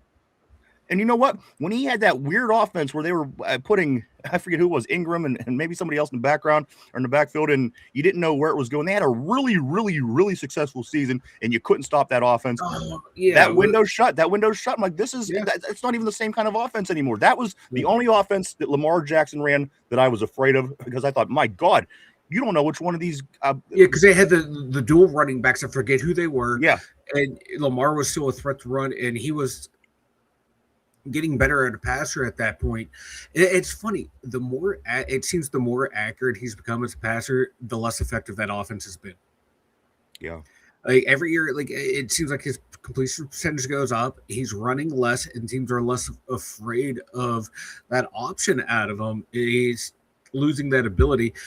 It's just funny though, like we figure him out so easily. It's comical. You just rush him up the middle, and you can contain him. And I'm going to be honest with you. I was afraid of Lamar Jackson. When he's coming out of Louisville, I said, He was a beast. watch Baltimore get him. Watch them draft him, and he's going to be a thorn in our side for the next 15 years. You know what? It's been everything besides that. I know, right? And I love it. Again, pay him more money, please. Sign him for another 10 years, by all means. Right? Bring Lamar Jackson back. He can do it against everyone else, but he can't do it against us or in the playoffs. It's funny as fuck. I love it. Let's go on to right here to where Robert said it's not your internet tortilla. Let's go. There's Tater, Christine. Scoot around here. Summer says, oh no, not the Mr. Sister. Robert said, the Yinzers, we're buffering. We apologize. I didn't realize we were buffering. You know what, though? I was watching my baseball last night. I have a guy that I watch stream Pirates, and he was having a lot of issues because I guess storms are certainly selling. There's cells in the air. There's a lot of storms coming through the country today. It was in Texas yesterday. As a matter of fact, it messed up his whole stream, and I hope that's not the case. But if it is, we do apologize. Lindsay says, not for me. Laugh my ass off. Tortilla. He says, Corey says this, don't drink that. High school days, Mike, LOL, I'm not a dog like that anymore or that attractive like I was when I had hair. Laughing my ass off. And none of us are. I am. I get more refined with age. Let's do Scoot along here to Squeege. Squeege says this. I started talking to someone years ago back, and a long story short, she eventually asked what I thought about pegging. That was the end of the relationship. Instantly, LOL, seen her with a new guy. Poor dude. And the thing was, pegging didn't even get real popular until about a few years back, like 5 or 10 years ago. So you might have been like, yeah, baby, pegging, let's do this. Like, what's that? That sounds new and kinky. Yeah. And then before you know, come on. I like the stories. Keep them coming. Let's go right here to Squeege. Squeege says this. They're still together too. She's getting reamed. Or he's getting reamed. I'm sorry. P says good call at Squeege. Very good call. Dodge the bullet there, brother. Dodge the bullet for show. Let's go here to Don't Drink That at Jamal. I won't be going live until August when my little boy goes to preschool. He interrupts a lot during my recording, so I do have to edit a lot of stuff out. We know all about that, brother. For sure. And I do want to say that's awesome. I wish your little man all the luck with preschool. It's a path, man. It's the start of a path. Let's go on to Somber. Today's offensive line for Steelers. Now video saying left to right. Troy at left. Fatanu, of course. McCormick at left guard. Frazier at center. Anderson at right guard. And Cook at right tackle. Always informative, Somber. We appreciate you. Tater says, "What's excuse my ignorance, but what's pegging?" Hey, if you don't know, we're not going to tell you. Yeah, hey, you find that out on your own. You might like it, you might not. You don't know until you try it, I guess. Report back to us. Go to the Browns chat. I'm pretty sure somebody they know what pegging is. Somebody over there will be able to tell you. I promise you. It's what the franchise has been doing to their fans for the past 20 years. Lindsay says this. Where the fuck is Dunker? This is BS. Tyrone says he's a rookie. Lindsay, he will battle training camp. Lindsay says I don't even care. Lindsay says he should start immediately. Tyrone says Anderson, the only Ty says he will once pads come on. End of days. What's up, end of days? Always great seeing end of days on the board. Steelers have the best receiving core. You know what? I'm a little worried about that term. People keep saying that. But again, are we getting a little too excited about the receiving core, Mike? Perhaps we're not the best receiving core in the league. Perhaps. Again, we're just assuming that it's going to be that way, Mike. Is there a chance that that this isn't as good as we think that it's going to be? There's always that chance, but just looking at like the numbers that both of them put up last year, Pittman 784 yards, 7 touchdowns on 80 catches. I mean, look around the league. Look at Dallas's receiving core. Do you honestly, with the straight face, Mike, say that we have the best receiving core in the league?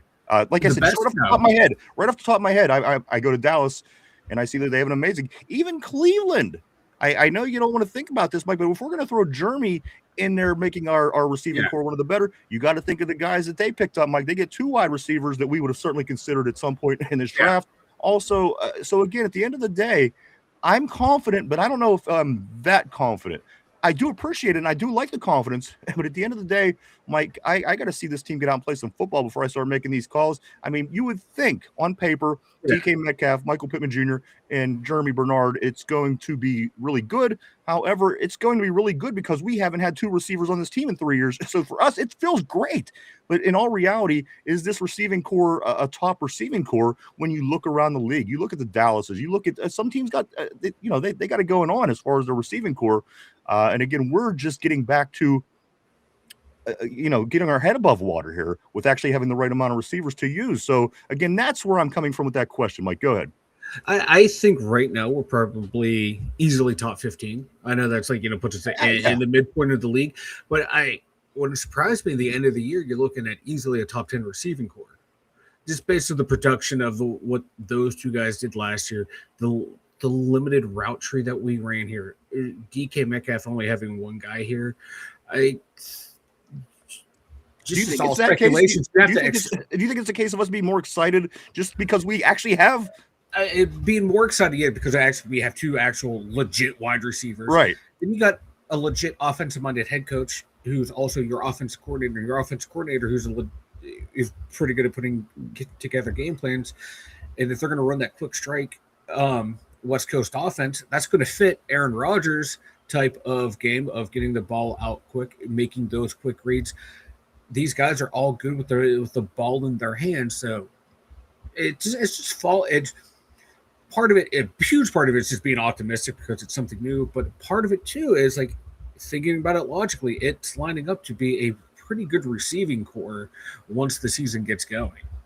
I think that it is a receiving core. I agree. I'm going to continue on. I don't have much debate about it. Like I said, it just kind of scares me because I think people are getting really, really excited because, Mike, you figured the last time we had 2 wide receivers that you could say would have been George Pickens and Deontay Johnson, which I think both of them had left a lot to be desired. So then Deontay leaves, and then George Pickens and DK, which at that point we had a pretty good receiving core, but then that 3 days later ended up being not the case anymore. So again, it truly to me feels like we're really excited because look at us, we have receivers now when this should have been this should have been head above the water shit. Mike, we shouldn't have been 2 seasons without a wide receiver too. It's crazy to me. I don't even understand how they get to that point. But again, Mike, I think that we're getting really excited for the right reasons.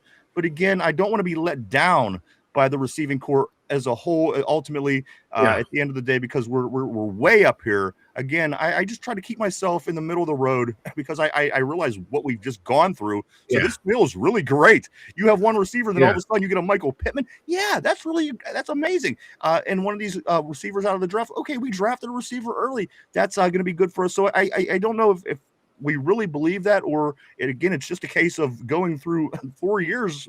Again, depending on what you think about Deontay Johnson with basically 1 wide receiver. So is it which way it goes? I don't know. I just know me. I'm trying to stay level with this. Yeah, exactly. Until I could get to watch these guys all play together. Because right now on paper everything looks great. We haven't seen any actual them run routes. I haven't seen any offensive concept yet under this new offense. We can just base it off what these guys done in the past, what we can imagine the McCarthy offense is going to look like. We know what it looks like in Dallas right now because that's what they're running. But Dax probably has a more lively arm right now than Aaron Rodgers does. But Aaron still has a pretty good arm. A lot of factors here, but I think there's really good reasons to be optimistic with this passing attack. I do too. Right? Like it has to be for me the floor of this passing attack, and that's going to include our tight ends and running backs. The cumulative offensive passing attack should be at least 15th in the NFL. Arguably inside the top 10 because you have a lot of guys out there that you get the ball in their hand. They're better than average. No 2 ways about that. I mean, 15 or 16. We should certainly. That's where they should be. Yeah. I think that's a given, but again, we had some of that talent last year, and it was a struggle to get to that point. Yes. A few things, guys. Here, let's get into. See if there's anything else I got on offense before I switch over. Not necessarily. Mike, special teams. Cam Johnston booting the shit out of the ball. I guess Cam Johnston, Mike, after the injuries that he dealt with while he was gone for a year, of course, our punter, Mike, and they've been bringing in a bunch of other punters, I think, for this reason. But, Mike, Cam Johnston really been outstanding. The special teams coach don't see any issues stemming back from his injuries. You got to like that, Mike. Cam Johnston booms the leather off these fucking footballs. Yeah, I like that. And he's also really good with his accuracy as well. Yeah, he can play a well-rounded punter, and that's hidden yardage, baby. Like, if you have a bad punter, we've seen it, man. The Presley Harvin era, the early Josh Miller era, those giving up those yardage, man, puts a huge puts your defense at a big disadvantage. So if you have a guy who can boom the ball out of it, and we have guys that can cover on this team, on special teams, fly down there and make plays, that's going to help that defense out even more and put our offense maybe in some more advantageous situations. All right, before I switch over to defense, guys, here's the question. Not the trivia of the day, but question of the day for everybody on the board. Mike, question, not trivia, question of the day. Which 2025 draft pick of the Pittsburgh Steelers has the biggest second year, guys? Which draft pick from last year's draft for the Steelers has the biggest sophomore season? Mike, I'm going to give you the names. Derek Harmon, of course, Bruner, Black, Howard, Johnson, Sawyer, Dante Kent. Mike, there they are. There's your 7 players from the 2025 draft. Which one of these players has the biggest sophomore season in your opinion? Throw your guess or your opinion up on the board right out the cut, Mike. I'm seeing that Harmon from Ty saying Harmon. I'm seeing that Steel Loyal saying Harmon, Somber saying Harmon, Lindsay saying Harmon, Steel Loyal saying Harmon, Mike, Roman Wilson, Jamal, of course, Roman, Christine, Derek Harmon. Guys, what do you think? Who's going to have this? It's pretty unanimous. I mean, right now, with the exception of the Roman Wilson, the Roman Wilson. Yes, everybody is saying Derek Harmon again. Let me give the names out there: Harmon, Bruner, Y.A. Black, Howard, Johnson, our running back, Mike Sawyer, Jack Sawyer, and Dante Kent. Guys, do keep throwing them up there if you have an opinion about it. Very interested to see who does have the biggest sophomore season from the class of 2025. Mike, who you liking to have the biggest impact on the team from last year's draft class? Sawyer running up is what Somber is saying. Sorry. Yeah, that's exactly what I was going to say. I hate to be the guy that's repeating the broken record of Harmon. I think he is. But my dark horse is Jack Sawyer. We saw flashes of him last year he kind of gets lost in the shuffle when he's out there. Teams were forgetting to block him. And he was going in and wrecking plays as he got on. The first handful of games, he looked lost and confused. But this season went on. Kid showed some really good potential. So I like him. But for me, it's going to be Derek Harmon. His talent is, like I said, he reminds me of those younger days of like Cam Hayward and Stephon Tuitt, where those guys were just otherworldly. I think he's going to have that type of impact this year. And here's why he's going to have the best impact, because he's a first round player. Listen, you don't get a Derek Harmon in the first round and not get results. Derek Harmon will have the best second season out of all these guys. Let me look at the other guys and just get a feel here. Bruner, I think he's going to do what he did last year. He's probably going to catch more attention just because of a lot of the special teams things that he does. People are going to see that's consistent. I think people will notice that. Y.A. Black, he's the one that I want to have the biggest sophomore season. I don't know if he will, Mike, but again, he hit the wall. He hit the rookie wall last year about week 14. So again, I would like to see Y.A. Black be what I'm talking about here, having the biggest impact this year. He's my guy. Of course, Howard, we know what's going on with that situation in the quarterbacks. Brandon Johnson, Mike, this is a name that I'm very curious to see how he plays out. And if he does get the opportunities, which he should under the new coaching staff, is he going to be able to bring it to where we feel that he could be a part of this? Because, again, what I've seen from him, you're seeing Kenneth Gainwell, turn on the Jets after he catches the ball and gets down the field for 14 yards. You see Jalen Warren, Mike, turning on them Jets as he busts through the line. Mike, I've never seen Caleb Johnson. I'm sorry, Caleb Johnson. Turning on those jets. I just never did. He wasn't elusive on kickoff returns. He didn't have jets. I haven't seen it yet. I don't use any of that mistake against him. He's a rookie. I don't give two shits about that. Rookies make mistakes all the time. Mike, he's the question mark. Caleb Johnson is the question mark for me. Sawyer, a lot of you guys are saying Sawyer. I guess by default you want him to be a big improvement because of he's a linebacker and it's big. And finally, Dante Kent. Mike, your thoughts on Dante Kent? I really don't know. I don't have much of an opinion right now on Dante, but that's where I stand with the other 6 guys. Neither do I. I know like Omar Khan and the old coaching staff. They had hopes for Dante Kent. They got him late. It was like 6th, 7th round pick. I know like the old DB coach who was only here for the 1 year, he was really excited to work with him. But unfortunately, that injury kept him out. So I didn't know a whole lot of him in the last draft process. Really didn't see a whole lot of him through training camp and whatnot. So for me, he's one of those guys. I want to see something out of him just because I didn't see a whole lot of him. But Caleb Johnson, hopefully the slate is wiped clean, and right now he's a good shot at OTAs right now because Jalen Warren and Dottle aren't there or aren't participating in a lot of the drills if they are there. So that's giving him more time to show this new coaching staff what he can do. We'll see. I think he has the most pressure on him. Now, he might be the 3rd round pick who doesn't make the team. It might be him, and that might be the biggest swing and miss we've had in the Con era. Is him. I'm seeing on the board Tyrone is saying KJ looked good taking running back reps. Again, I have to see a whole lot from him, Mike. Yeah. KJ this season. I'm rooting for him. I'm rooting for him too, but very underwhelmed. Yeah. And not only because he after the mistake didn't seem like he got the opportunity, but again, he's a rookie. Maybe it just wasn't his time to get those opportunities just yet. But I have to see more from Caleb before I could give him that upgrade. Because again, Mike, from what I've seen so far, underwhelmed. But the other guys, Mike Harmon, I think he's obviously again your 1st round talent. You're going to get it from him. Bruner, you're going to continue to see him do what he does on special teams. Y.A. Black, again, the one I want to see, Mike. Yeah. I would love to see him excel to become a piece that could be a piece on that defensive line so we can knock that piece out. We can check that off because Cam Hayward isn't exactly young anymore. And you know what? If Y.A. could step up and take that position, that's a damn good that would be great for us. It would be a great piece to have. And like when Harmon was in there, the defense was only giving up 85 yards rushing. Yeah. When he was out of there, it ballooned to 150. That's what I'm saying. So like it makes a difference. We know how valuable he is. So if he can like improve, imagine what that number will be. And if Y.A. Black can improve too, like that D line could look pretty.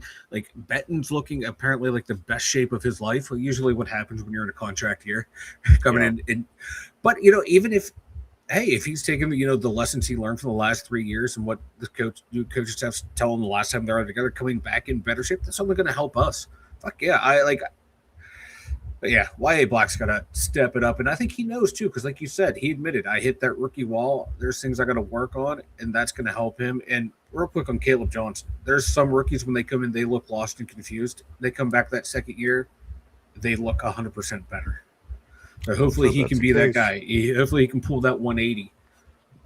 Let's hope that that's the case for the young man. Again, you hate to waste a pick. You hate to get a guy and he just not work for you. So again, yes, you want him to come back this year with a different mindset, a clear head, and get out there and do what he wanted to do. So let's hope that that's the case for all these young men going into their 2nd season in the NFL with the Pittsburgh Steelers. Mike, sophomore season.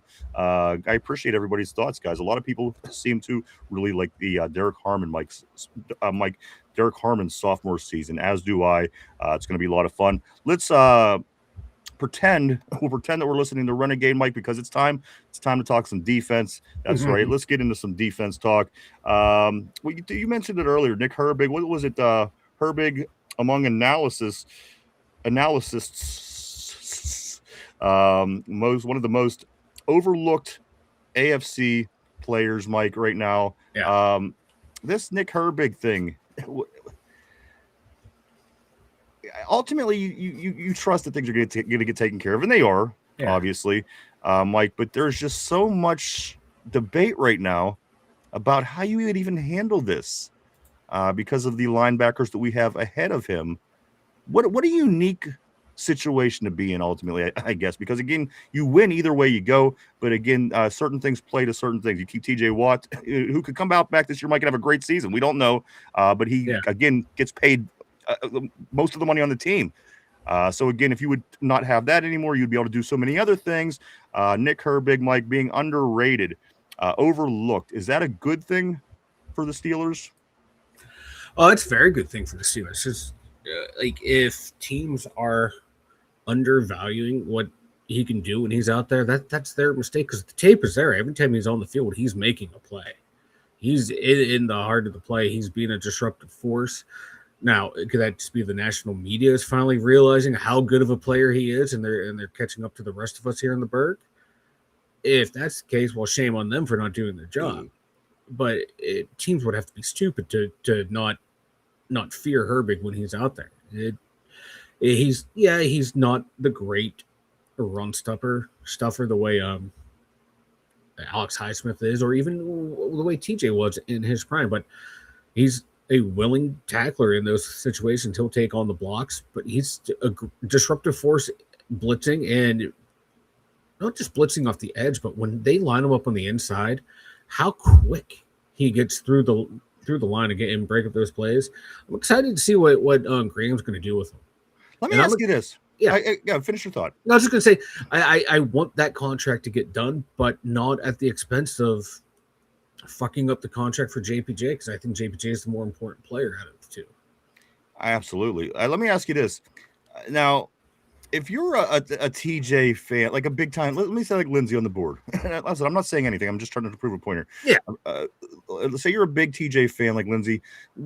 At what point would you feel okay with some kind of transaction with TJ, either trading him or for the value of the money, getting the money to put into the team, or saying that, you know what, it's probably past his time, or for whatever reason, if you were a TJ fan, somebody that don't want him to go, somebody that when we're having this conversation, they're like, no, TJ's got to stay, which again, I respect your decision. I respect your opinion. And again, that's why we are here doing what we're doing, talking Steelers, and the voice of Steeler Nation is very prominent here. Then that's why I'm asking this question. At what point do you feel comfortable if you were a TJ fan? Because again, I think people that are Steeler fans, they're saying, okay, well, I could see if this happens, if you move him, if you trade him, you could have this money, you could do this, you could do that. But if you're a TJ fan, at what point do you accept the fact that it might be time for TJ Watt for something to happen here, Mike? Again, at the end of the day, whether the Steelers want him to be here for his whole career, whether they whatever, is a TJ Watt fan, at what point are you comfortable with something being done with TJ? Because again, I think I am a fan of TJ Watt, and I am too. I defended him for a long time, and I did too. However, as a general Steeler fan, you could kind of see the writing, and you hope that things are going to get better, and you hope that he can come back and get the 17 sacks next year. But at the end of the day, what's it going to take for you to say, yeah, you know what, it might just be time. We could certainly use the money. We have the surplus of outside linebackers. You could certainly take advantage right now, more than any other time ever, because we have a guy. At what point does a TJ Watt fan become comfortable with that move, Mike? Like when it prohibits us from keeping the young up-and-coming players that are going to continue on. They're going to be here long after he retires. Like once you start not being able to re-sign both Herbig and Porter, that becomes an issue. Those contracts become an issue, and then you have to factor in the bang for the buck you're getting for that big contract.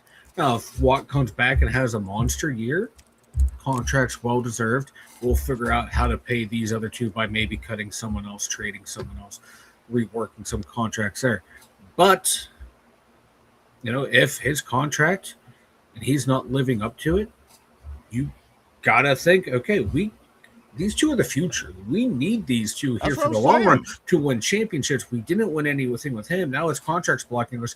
You got to find a way to move at least part of that contract off the book by trading him, eating some of that cap space, getting less value in the trade back. But we're going to be able to keep the next generation here and go. Because Yeah, I love a lot of these guys on the team. I'd like to see them stay here, but for me, the name, the Steeler name, is more important than the name on the back of the jersey. I hated seeing Joey Porter Absolutely. Sr. leave for Miami. Yeah. Then he went off and had that monster 17 sack season. I hated it, but it was the right thing to do because it allowed for that next generation to come up. And guess what? That next generation won a Super Bowl 2 years later. So, or the following year, you got to do stuff like that. It sucks seeing one of your favorite players go. Yarmer Yager's my second favorite Penguin of all time after Mario Lemieux. It gutted me to see him traded, but guess what? It was the right thing to do. Here's the thing, Mike. Sucks to see your favorite player 5 go. years from now, is TJ Watt going to be making a big impact on his team? No. 5 years from now, TJ Watt's going to be rather old, and unless something amazing happens, he's going to be past his prime. Yeah. And again, listen, if he comes out and has an amazing season this year, fantastic. I will be so Awesome. on board. Yes, I want that. That's what we want. However, Rooting 5 for it. years from now, Mike, all he's going to be doing is draining money. However, the guy that's behind him will be a young guy pretty much still in 5 years and could be a very big part of the team winning Super Bowls perhaps a few years down the road. That would be where the guy in TJ his Watt prime. will not be at that point. And if he is still lingering around for whatever reason, he's just going to be sucking up money. So that's what I'm trying to say. At some point, it's got to happen. And that's why I'm kind of dancing around it here, because I know that there's people that love TJ. And I get that. But at the end of the day, at what point do you feel that it's just what has to be done, Mike? Because again, 5 years from now, Herbig could be a big part of this team. Could be a big part of Lindsay. He could be a big part of helping a team win a championship 5 years from now. But again, 5 years from now, TJ, again, if he would still be here, all he would be doing would just be sucking the teat and not allowing. And that's why I asked the question. It's got to happen at some point. When does Watt fans feel most comfortable letting that happen? Is why I kind of went the way I went with this. And right now, Herbig and Porter are entering their primes. Cam, Highsmith, Watt are all exiting the prime. Cam's exiting his career at this point. You know, it's the reality of sports. You got to be comfortable letting those guys go.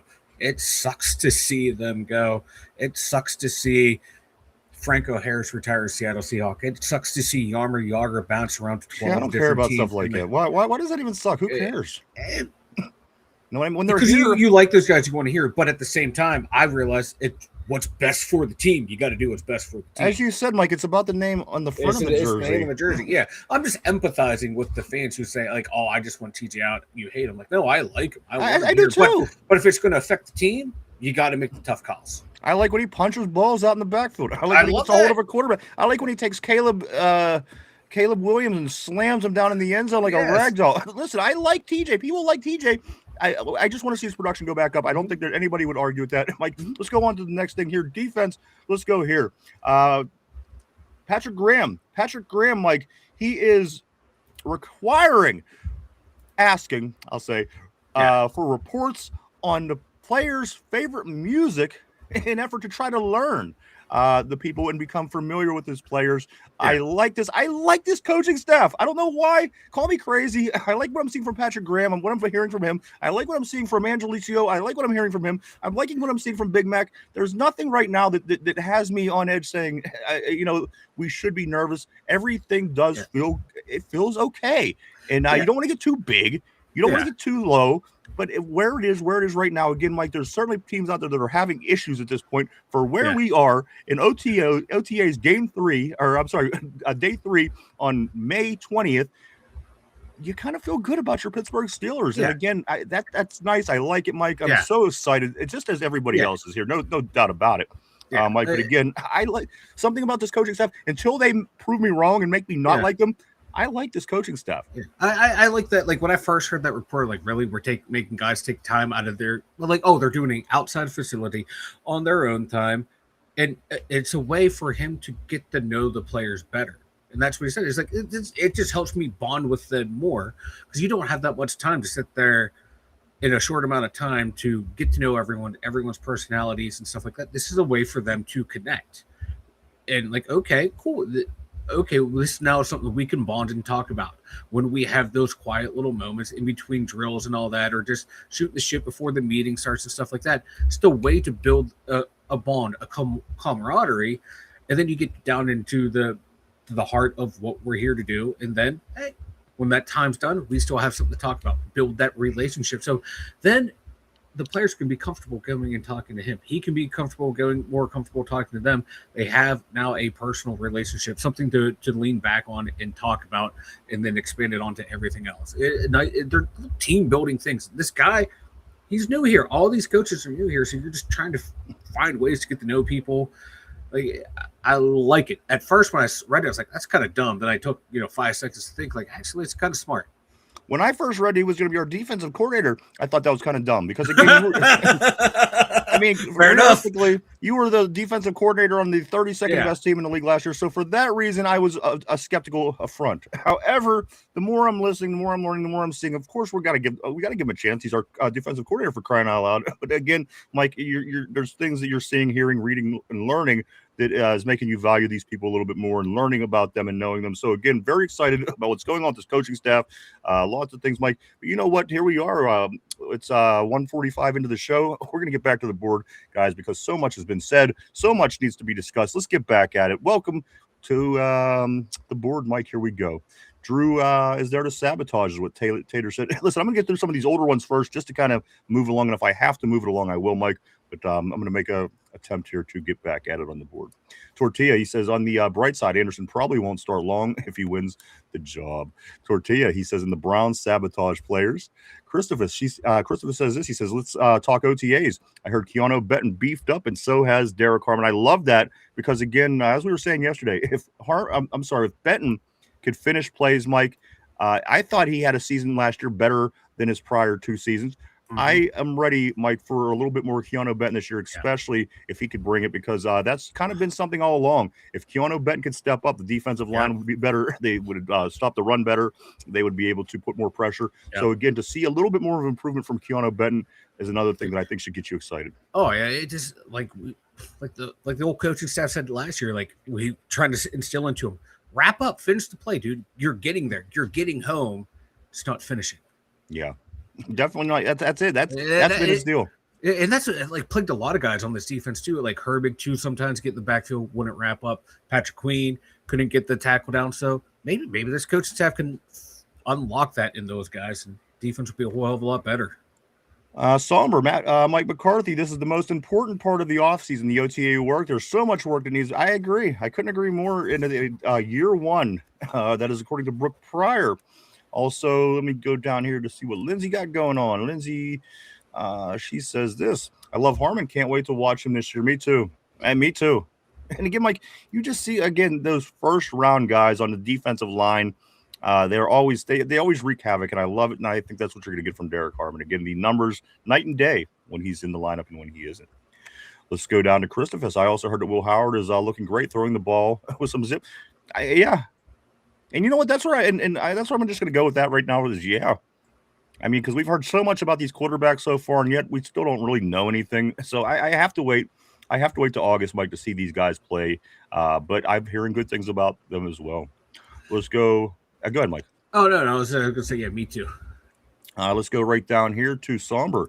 He says, meaning he's going to play them all over the field and to see how much of the playbook they know already. That's what I got from it.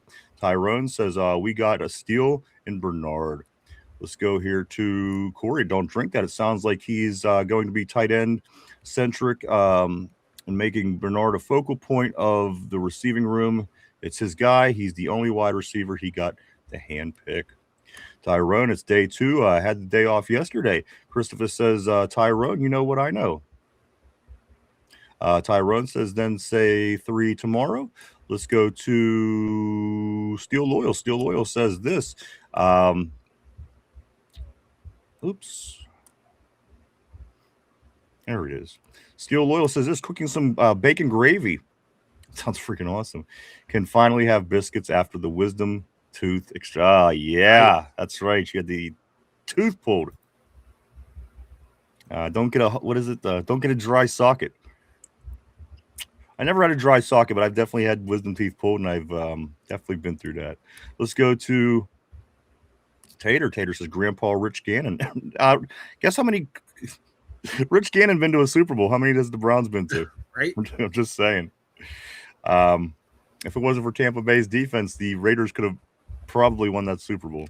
Let's go here to the original OG Yinzer Joe. He says, do you guys think if the O-line can't hold up on blocking, they'll go back to a 3 tight end set? I mean, the thing about this team and the coaching, Mike, I can see them doing a lot of different things.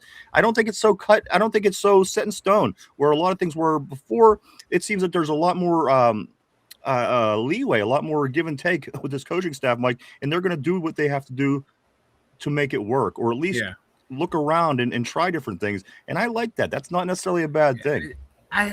There might be some 3 tight end sets, but I don't think there's going to be a lot. And if the blocking doesn't hold up, I think they're just going to tell Aaron to get rid of that ball a whole hell of a lot quicker. And let's hope that that's not the case. Let's hope that they could. Let's go to Somber. Troy was mainly talking about the cadence with that comment. Let's go to Tortilla. Gabriel and Shador combined for 14 touchdowns and 12 interceptions. There you go. Browns looking good up there. Steeler Road Warrior, I do want to say welcome back. He says, Tater fighting for the belt tonight. If you know, you know. Scoot along here. Tyrone Tater fighting to throw the couch away. Steel Loyal, sometimes you got to spit facts. Let's go here to Steel Loyal. He does say this as well. He says, Mike McCarthy says he really likes all 4 quarterbacks, but they have to develop the room, as Will Howard is ahead of Drew Aller, but he's also been impressed with Mason Rudolph, per Brooke Pryor. Oh, my God, Mason is impressive, is what Lindsay says, with the little sarcasm I'm detecting. Let's go here to Steel Loyal. You caught me off guard, too. LOL. Vegas, what's up, Vegas? All the way from Las Vegas. Great seeing you, my man.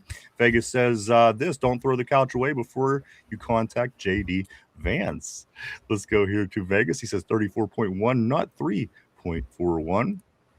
Tortilla says Tater took his couch on a cruise, and looky, we got the hantavirus.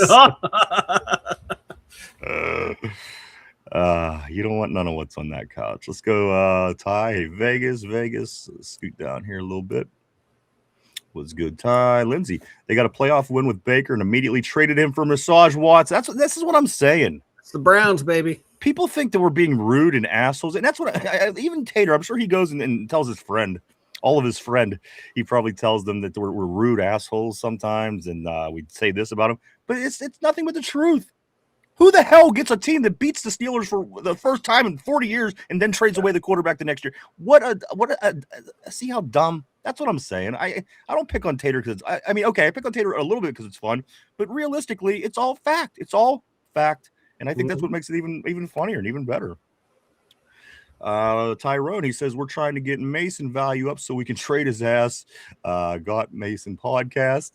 Yinzer Joe, the original OG, says only us Steeler fans are slow to degrade our mediocrity, which is superior to your Browns organization. So everything is superior to the Browns organization. Everything, Mike. Hey, literally, the uniforms, the stadium, the city, the fans. Steel Loyal, most likely Ty. Ty says this. I meant bags packed. I heard podcast made me type it. Tyrone says A-Rod, Howard Aller. Tortilla says the best Cleveland Brown podcast is the 5th stall in the Steelers facility. The 5th stall.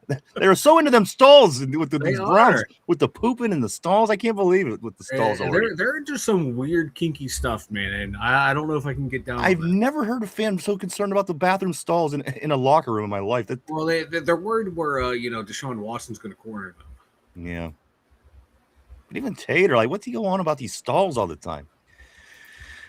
Yinzer Joe says, does Tater maybe not know about the Cleveland curse? That's what I'm saying. I don't know. I don't know what his deal is. I'm not even sure he's old enough to be watching the show, to be honest with you. His mom's probably fallen asleep, and he's sneaking up to watch the show. She's probably drunk. Yeah. Cigarette hanging out of her mouth. Let's go here. Slipping on the meatloaf. We figured Lamar. Hey, we did. We figured him out early, and I'm glad we figured him out early. I'm glad we did. I love it. Vegas says, not knowing you're cursed is part of it. Vegas says, hopefully the Raisins will sign him to a 10-year, $1 billion contract. Let's go here to Jamal. Jamal says, what a different coaching staff for both teams. Do you still think we can? Okay, that's a great question, Jamal. I thought of that myself. Like, it's 2 different coaching staffs now. I mean, Tomlin's, say what you will, his team knew how to beat the Baltimore Ravens. Yeah. And the fact of the matter is, Baltimore now with their new head coach and us with the new head coach, that's a very valid question, Jamal. Very valid. I hope we can continue, but again, that's a very valid question. Hey, because we had the game plan to beat him. It may not have been an exciting game plan, but it was the one that worked higher rate than the rest of the NFL and the rest of the AFC North. Hopefully, the new coaching staff actually, will look into it and talk to the players that were here while containing Lamar. Like, hey, what did you guys do? What were the building blocks? What were the foundations? What were the base concepts you guys did to contain him? Because they need to build upon that with their new system. And hopefully that's what they do. And just like Pirate fans, the very next comment here by Tater, he says, this is the year. This, of course, is the year Cleveland Browns are saying that this is their year. And the Cowboys, you were starting to sound like How about them boys? The boys sound the same way. So there you go. You're in good company. Let's go here to Ty. He says, yeah, Lamar was washed. Tortilla says, ask Johnny Smith what pegging is. Let's go here to Tyrone. This year, this is the 7 wins for Cleveland. Steel Loyal says Dallas was always playing from behind too. They threw the ball away. Absolutely. But I think with that being said, also Steel Loyal, CeeDee Lamb, George Pickens, DK Metcalf, no number 2. So I think that it's safe to say they had a better wide receiving core than we had. Let's go here, Tyrone. We have 3 dogs. Tyrone says, I think we're a top 10 wide receiver core in the NFL. Also, let's go right here to Vegas. Vegas says, I have no confidence in Anderson starting at right guard. He is the 6th lineman at best. Jamal, I do at Vegas. Spencer balled out last year. Tyrone, facts, Vegas, he won't start once pads on. When he gets cooked, Dunker or Hoffman will start at right guard. Vegas, I see your bar for balled out. Is low. Okay, I see your bar for balled out is low. He was a backup that came in as a 6th lineman on some plays. Tyrone says, yeah, Anderson mid.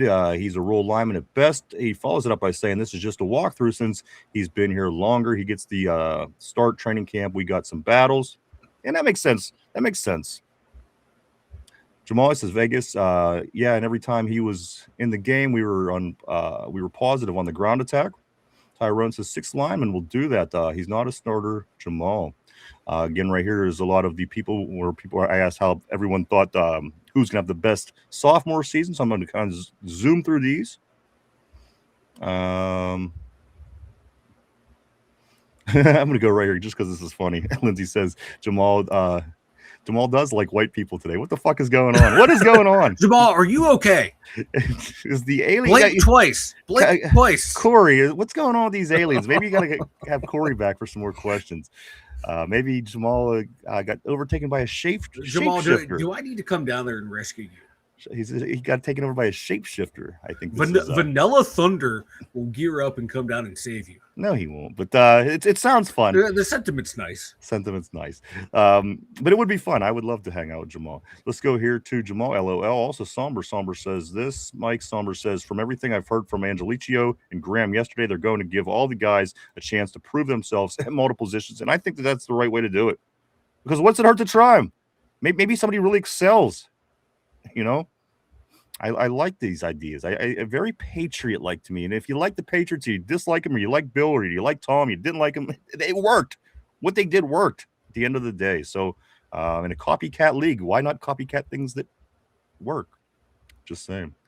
Let's go to Somber. He says, I like it. Ty says, KJ looked good taking running back reps.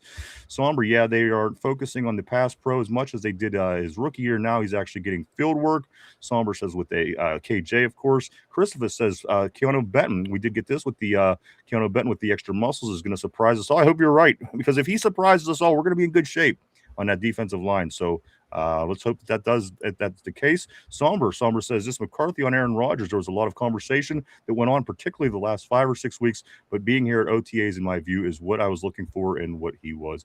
Guys, I am again a lot of positive vibes with our squad. And again, you can think how this could be totally opposite. He got blown out again in the playoffs. Your head coach leaves. You're trying to fix some issues where adding wide receivers, a quarterback situation. So again, we could be feeling a lot more negative vibes from what's going on, but that's the case is, Mike, we're not getting those negative vibes from the team, and I love that. I love that. That's a sign of something. I don't know what, but it's a sign of something. It's a sign of something. That's all I got too out of that. Yeah, there was nothing. Yeah. Summer says looking forward, and we'll get the work done that we need to get done for show. Let me grab a couple more, and then I think I'm going to scoot down a little bit because, again, I don't want to miss much here today. Somber wrote Mason Rudolph. I'm here to learn this offense. My plan is to be here and to be on this team and to help in whatever fashion I can and will. And you know what? That doesn't surprise me one bit coming out of Mason Rudolph's mouth. He's never been, he's kind of always just shut up and did what he's been asked. Yeah. I don't love him. I don't love his play. I don't think that he's that great. I think he still looks like he's a deer in the headlights. But at the end of the day, I appreciate those words. I think that's what you want from Mason Rudolph, I think. He followed the Rock's advice. He knows his role and he shuts his Rudy Poo mouth. Hey, anybody knows. He's making a good living doing it. If anybody knows, it's the Rock. Let's go right here. Jamal says, will KJ get another chance to return? Possibly under the new coaching staff again. Everybody's getting different opportunities. But Weejan, I think somebody gets you here in a couple messages. Let's go to, oh my God, can we cut Mason already? That is Jamal. Let's go Tyrone. He says no Weejan and Eli. They're going to be returners. Maybe you get a couple guys on kickoff, a guy on punt return. We'll see. Let's go Jamal. Shaking my head. Let's Somber. Somber says Mike McCarthy says he really likes all the. I think we did get this one. Mike McCarthy says he really likes all four quarterbacks, but they have to develop the room. Adds Will Howard as ahead of Drew Alley. I think we did get this one. We're hoping Omar can. Somber also says this: get the roster expanded to 55 so we can keep all four QBs. Somber says specifically ahead of Drew Howler in the quarterback rotation right now, not necessarily the depth chart. McCarthy clarifies. Tyrone says, yeah, JPJ, first best player on the team. Jamal says, fuck no. Jamal says, Highsmith is the best player on the team. Also, Ty says, depends on the season. Somber, Mike McCarthy says, Jeremy Bernard, Roman Wilson are crushing it. I like this. Mike, I haven't heard a positive thing come out of the Pittsburgh headquarters about Roman Wilson in 2 years. You know what I mean? It's encouraging. It is encouraging. Like I said, the small sample size we saw from last year was very encouraging. Because I like Roman. I want to see him. Come on. See him out there. I want to see him out there. He slots him good as the number 4 right now. When asked about how they're handling playing all three positions, they're crushing it. Frankly, it's the best for our receivers too. I like that. Somber, play all three positions to create opportunities for our receivers. And this was, something that was said really early, Mike, and it was something that I liked really early, talking about all the receivers playing every position and moving inside, moving outside. So again, I'm liking what we're seeing here. Tortilla, trade him next year. I think this is going back to the TJ Watt conversation. Tortilla also says this: trade JPJ and TJ to the Browns for 3 first-round draft picks. Somber Mike McCarthy says Mason Rudolph really throws it better than he ever realized it from afar. He says Rudolph has showcased a willingness to learn new tricks in the footwork of the offense. And the thing was, listen, if we didn't see him play last year against Chicago, maybe I would buy into what McCarthy's saying. But I've seen the guy play so much. Okay, yes, he's solid-ish. Again, we've seen him in real-time play last year. It was nothing changed for me personally. Watching Mason last year, watching him play 3 years ago when he had to win those games at the end of the year, or several years back, I still see the same Mason Rudolph. But I like the fact that Big Mac says that. I guess that's positive. Let's go. Somber says, God damn it, Mason. Just roll over and play dead. You're a backup, dude. Steel Loyal. Aaron Rodgers says it's been surreal to be back with Mike McCarthy. He said being in the 10 a.m. meeting Monday morning felt like he was 22 years old again in the first meeting with McCarthy back in 2006. Jamal says Mason thinks he's going to be the starter when A-Rod retires. Somber, I'm so sick of this motherfucking Mason. Laugh my ass off. Lindsay says, no, y'all don't. TJ haters. Let's go here. Steel Loyal Rogers on taking his time to make his decision. I wasn't under contract, so but that's I and listen and that was the argument. But again, it goes beyond that. It doesn't matter what you're obligated to do because again, you have 55, 53 other guys on that team who depend on you and they want to learn from you and they kind of need you. But he's here, so I'm not even going to really get into that anymore. Again, he wasn't obligated. You're right; he wasn't under contract, but I think it's more than that. I think. And it's my opinion. That's just my opinion. We'll scoot along a little bit more if we can, Mike.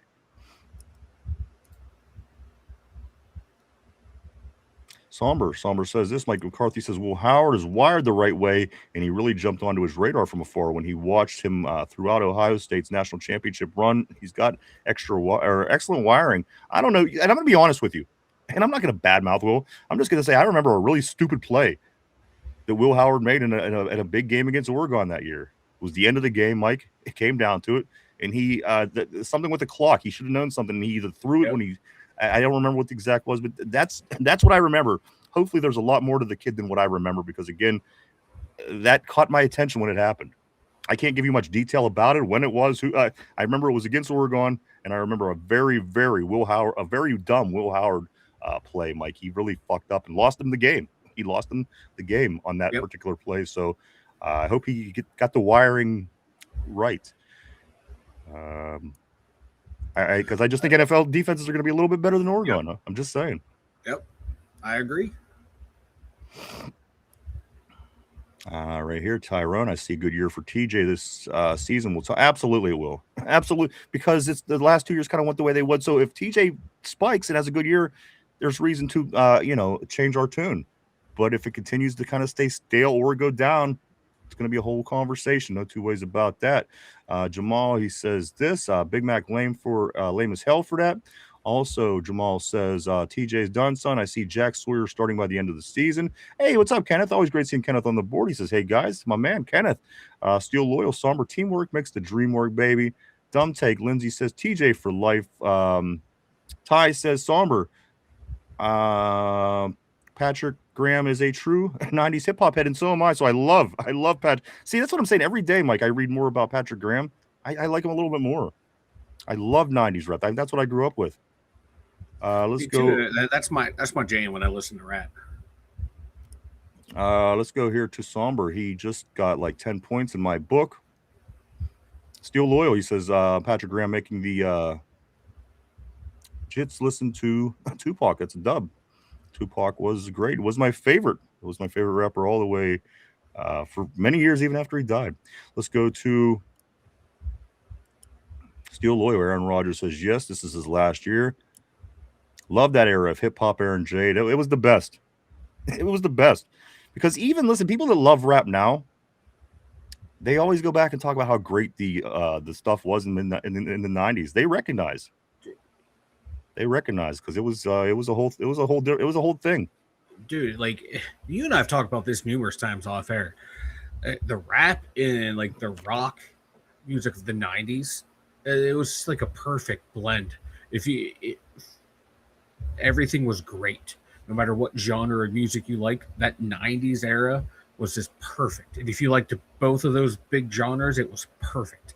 And my playlist is 90% of it is 90s rap and 90s rock / metal. It's the perfect time to be alive for music. My favorite all-time album, 1992, The Chronic, the Dr. Dre, dude.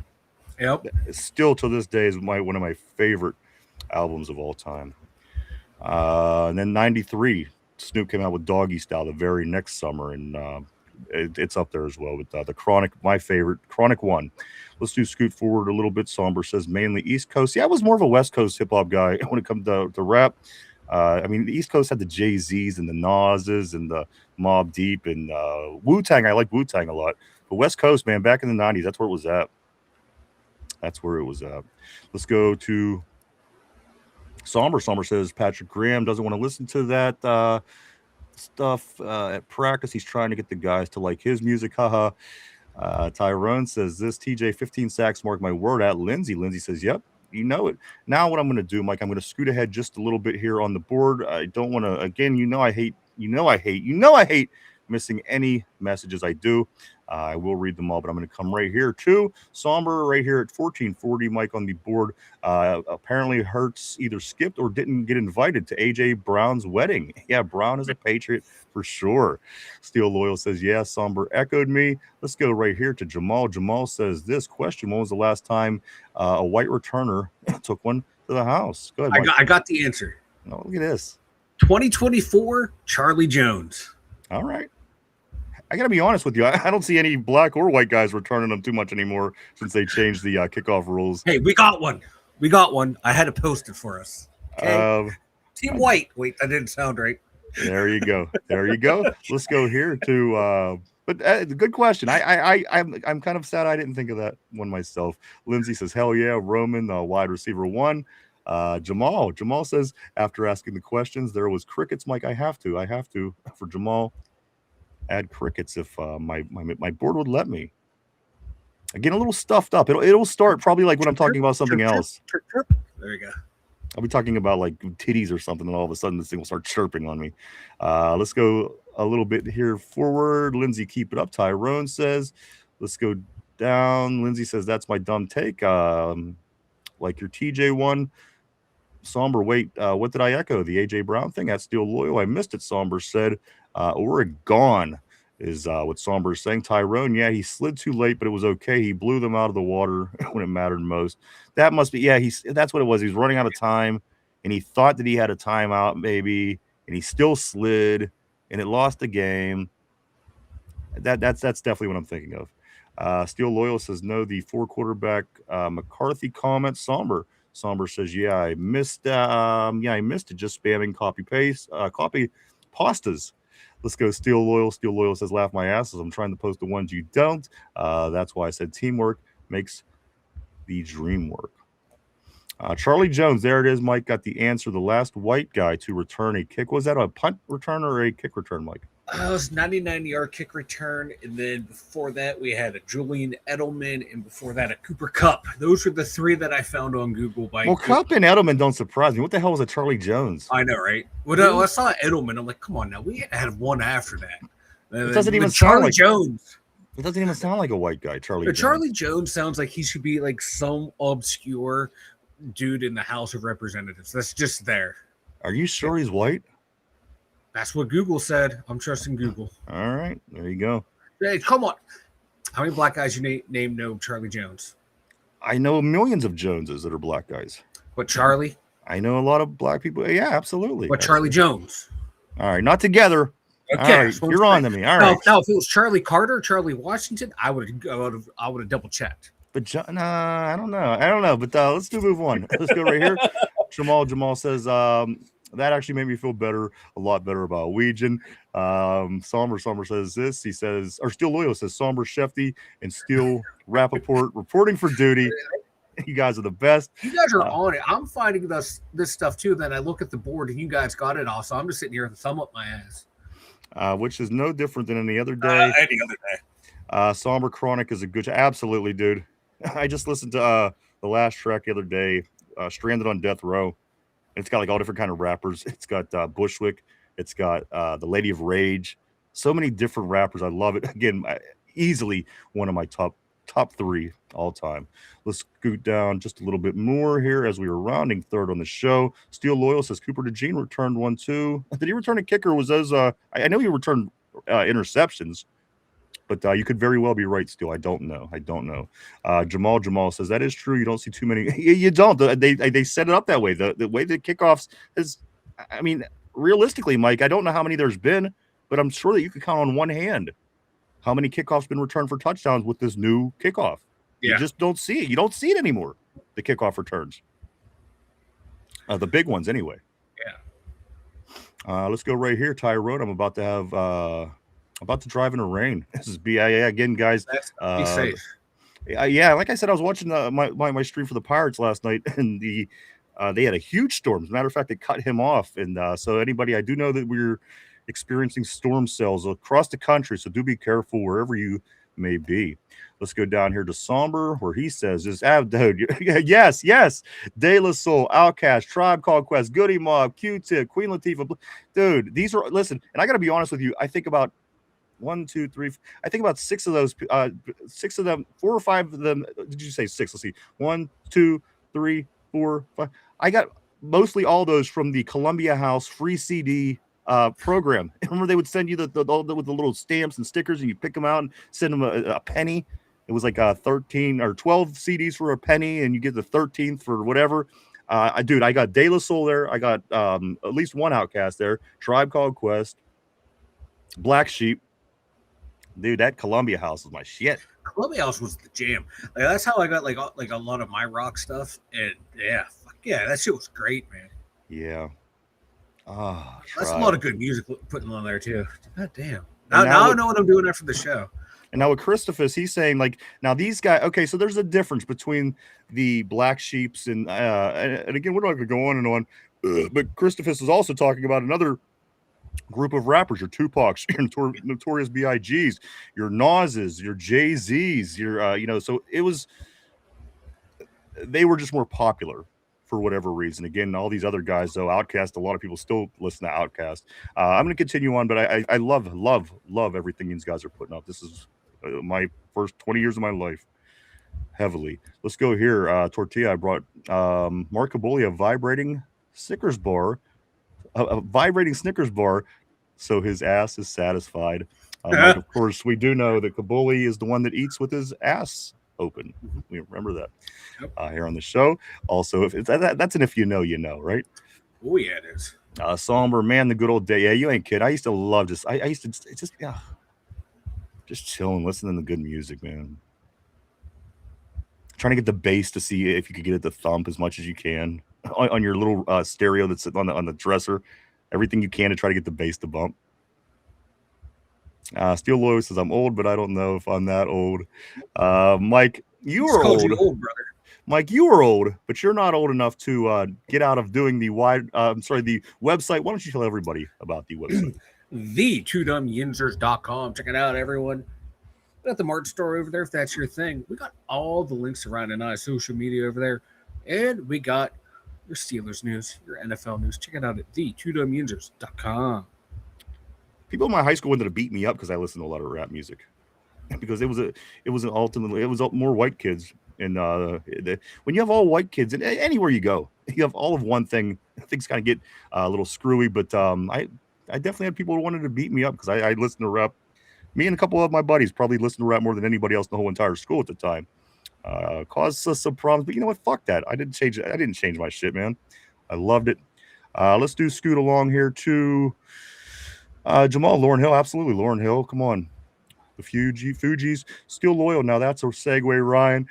Next to Michael Jackson. Guys, let's get into the trivia question of the day. That's right. It's time. And as I mentioned earlier, this is going to be something regarding the defense of the Pittsburgh Steelers. Mike, put on your thinking caps. Everybody at home, everybody on the board. Let's get into it. Time to talk trivia question of the day. Now, this one, Mike, is not really related to anything. Sometimes I try to relate things to what's going on. Today is not related to anything that's going on right now. Just a random Steeler defense trivia question. So I'm giving you the heads up on that, guys. Here we go. Question of the day. It's been 51 years since Mel Blount set the single-season interception record for the Pittsburgh Steelers. How many interceptions did Mel Blount have that season? That was the record. Take a minute to think that over, guys. We're live 5 days a week right here, Monday through Friday, 11:30 a.m. to 2:30, 3 o'clock p.m. Every day right here on the Tube. On Tube. Again, question of the day. It's been 51 years since Mel Blount set the single-season interception record here in Pittsburgh. Mike, everybody on the board, how many interceptions was it that he did have that season that set the record in 1975? Seeing on the board, Fujalala. Lindsay says 7. Ty says 12. Tortilla, he says my short Mendenhall. Christopher says 12. Somber, damn it, Lindsay took my guess. Let's go right here to Jamal. I appreciate that, Somber. You just made my day. Somber said 8. Mike, what is your thought process with this particular question? How many interceptions did Mel Blount have in that 1975 season? We know it's more than 2 because that's what Joey Porter Jr. had. It's definitely more than 2. I just had to say that for my boy Tyrone. I'm gonna go with 7. I'm going with Lindsay. She knows her shit. I'm going with 7. All right. And is that your final answer, 7? Final answer. All right, let me lock you in place. Mike is locked in. Somber says classic sound, classic group, great music. Jamal, guys, question of the day is this. It's been 51 years since Mel Blount set the single season interception record here in Pittsburgh. How many interceptions did he have in that season? Mike said 7. Is that what you said, 7? 7. A lot of different answers on the board today. I see some 12s. I'm seeing some 8s. I'm seeing a whole lot of numbers, an 11 on there. Guys, Steel Loyal says I'm going to say 11. I have no clue. Steel Loyal, he did also say it's got to be double digits. Let's go here. Somber Jamal, faux shizzle. Now that's taking it back to 93, baby. Faux shizzle. Guys, let's one more time. I'll read it, and then we'll give the answer. It's been 51 years since Mel Blount set the record, Mike, for the most interceptions by a Pittsburgh Steeler in a season. How many interceptions was it? Mike says 7. The answer, of course, is not 7. Oh, so sorry. So sorry. The answer to the question, guys, is Tortilla says, Google says 34. Watch it be 10. Steel Loyal says the correct answer is 11. Mel Blount intercepted 11 passes in 1975 to break the record at that point, guys. 51 years ago, Mel Blount set the record for interceptions in a season, Mike. 11 interceptions in a season. Wow. Lindsay says Vanilla Thunder. We were wrong. Sorry. Also, I do want to say what's up to Timmy. Welcome to the show, Timmy. Great to have you here. Great to have you on the terrible board. Somber, 11 of them. Thanks. Also, holy shit, Steel Loyal. Somber says Tyrone was close. And again, 11 interceptions was what my man Blount had back 51 years ago, if you can believe it. And I believe that was the year after the Mel Blount rule was instituted. Because you used to be able to beat the fuck out of receivers down the field, and they changed it, and he had his best season ever. So I think it was that year that was supposed to neutralize Mel Blount. Wonder how many of those were. Yeah, I'd love to go back and just watch all the interceptions from that one season. I think that could be a lot of fun. Somro, I see it now. I thought I said 11. Steel Loyal said. Lindsay says, even when I'm right, or even when I'm wrong, I'm right, though. I like that. I like that thought process. So therefore, I'm right, too, because I went with Lindsay's answer. Well, Team. No. Lindsay, when Lindsay's wrong, she's right. Not VT. That wasn't included. No. You can't move the goalpost, as you say. We're 2 peas in a pod. Let's go here. Steel Loyal says, I take no credit. That was a straight up guess. Somber still got it right. It counts, guys. Pittsburgh Steelers OTAs this week. Thank you, Lindsay. Thank you. What did Lindsay? What do you think? She agrees with me. What did I'm she? right. Because No. I trust Lindsay more than you. No. Well, I do too. But let's get back on the border. I did see 11 on the. There was, absolutely. There was 11. I think Steel Loyal might have got that. Let's go here to Ty. He says JPJ still better. Steel Loyal says I'll take my dubs as I can. Absolutely. And Christopher says this. He should have had 12. They stole one from him against the Raiders because they flagged Joe Green for roughing the quarterback. You know what? I have to go back. I want to watch that. Like maybe there's a nice compilation on YouTube where you could watch every one of those interceptions. I think that could be a lot of fun. Michael, your thoughts today's show? We talked positive vibes, OTAs. Yes. We talked negative vibes about the Baltimore OTAs. A little bit about the Steelers offense, quarterback situation, the defense, and Patrick Graham. Mike, your thoughts today's show? I'm loving the vibe coming out of Pittsburgh, man. Everyone seems to be ready to go on the same page. Even Brojo, he's there going through what he can do out there. Was asked about the Steelers drafting Mad Max. He's like, that's the business, man. It is what it is. He's like, I'm just focused on getting back to help the team. Even Brojo has the right mindset from top to bottom. This team is buying in. if you can't feel good about what's going on right now with the Steelers, I don't know what to tell you. Like, I don't know what's going to bring Mike, you and joy. I don't like to cut you. I don't want to cut you. I just want to make sure we get to tell Tyrone bye. He is driving and he is taking off. So Be safe, Tyrone. Be safe, brother. Go ahead, Mike. Finish your thought. But no, like if you can't be excited by, if you can't get excited by what you're seeing, what you're hearing that's coming out of the team facility, I don't know what's going to get your excitement level up. This is time for change, man. This is not the same old Steelers, but let's go, boys. All right. No, I agree with you. I'm grab a couple more steel oil there in a cloud in the sky here. You know what? North Carolina is beautiful. I've been there a few times, and I just I love North Carolina, the way their weather is down there. He says, I'm Casper right now. I got to get out and get my tanning in. Somber says, motherfuckers don't know how to drive in the rain, talking about other people on the road. Do it, Steel. Go out and get that tan, bro. A few things before we do wrap it up for the day. Yay. I do want to say this. Our friends at Duquesne Pilsner, Mike, we always like to promote them guys as they do it for us as well. Stop by the local Giant Eagle to get your 6-pack or 12-pack of Duquesne Pilsner, or wherever cases are sold. Mike, they always do good for us, so we want to do good for them in return.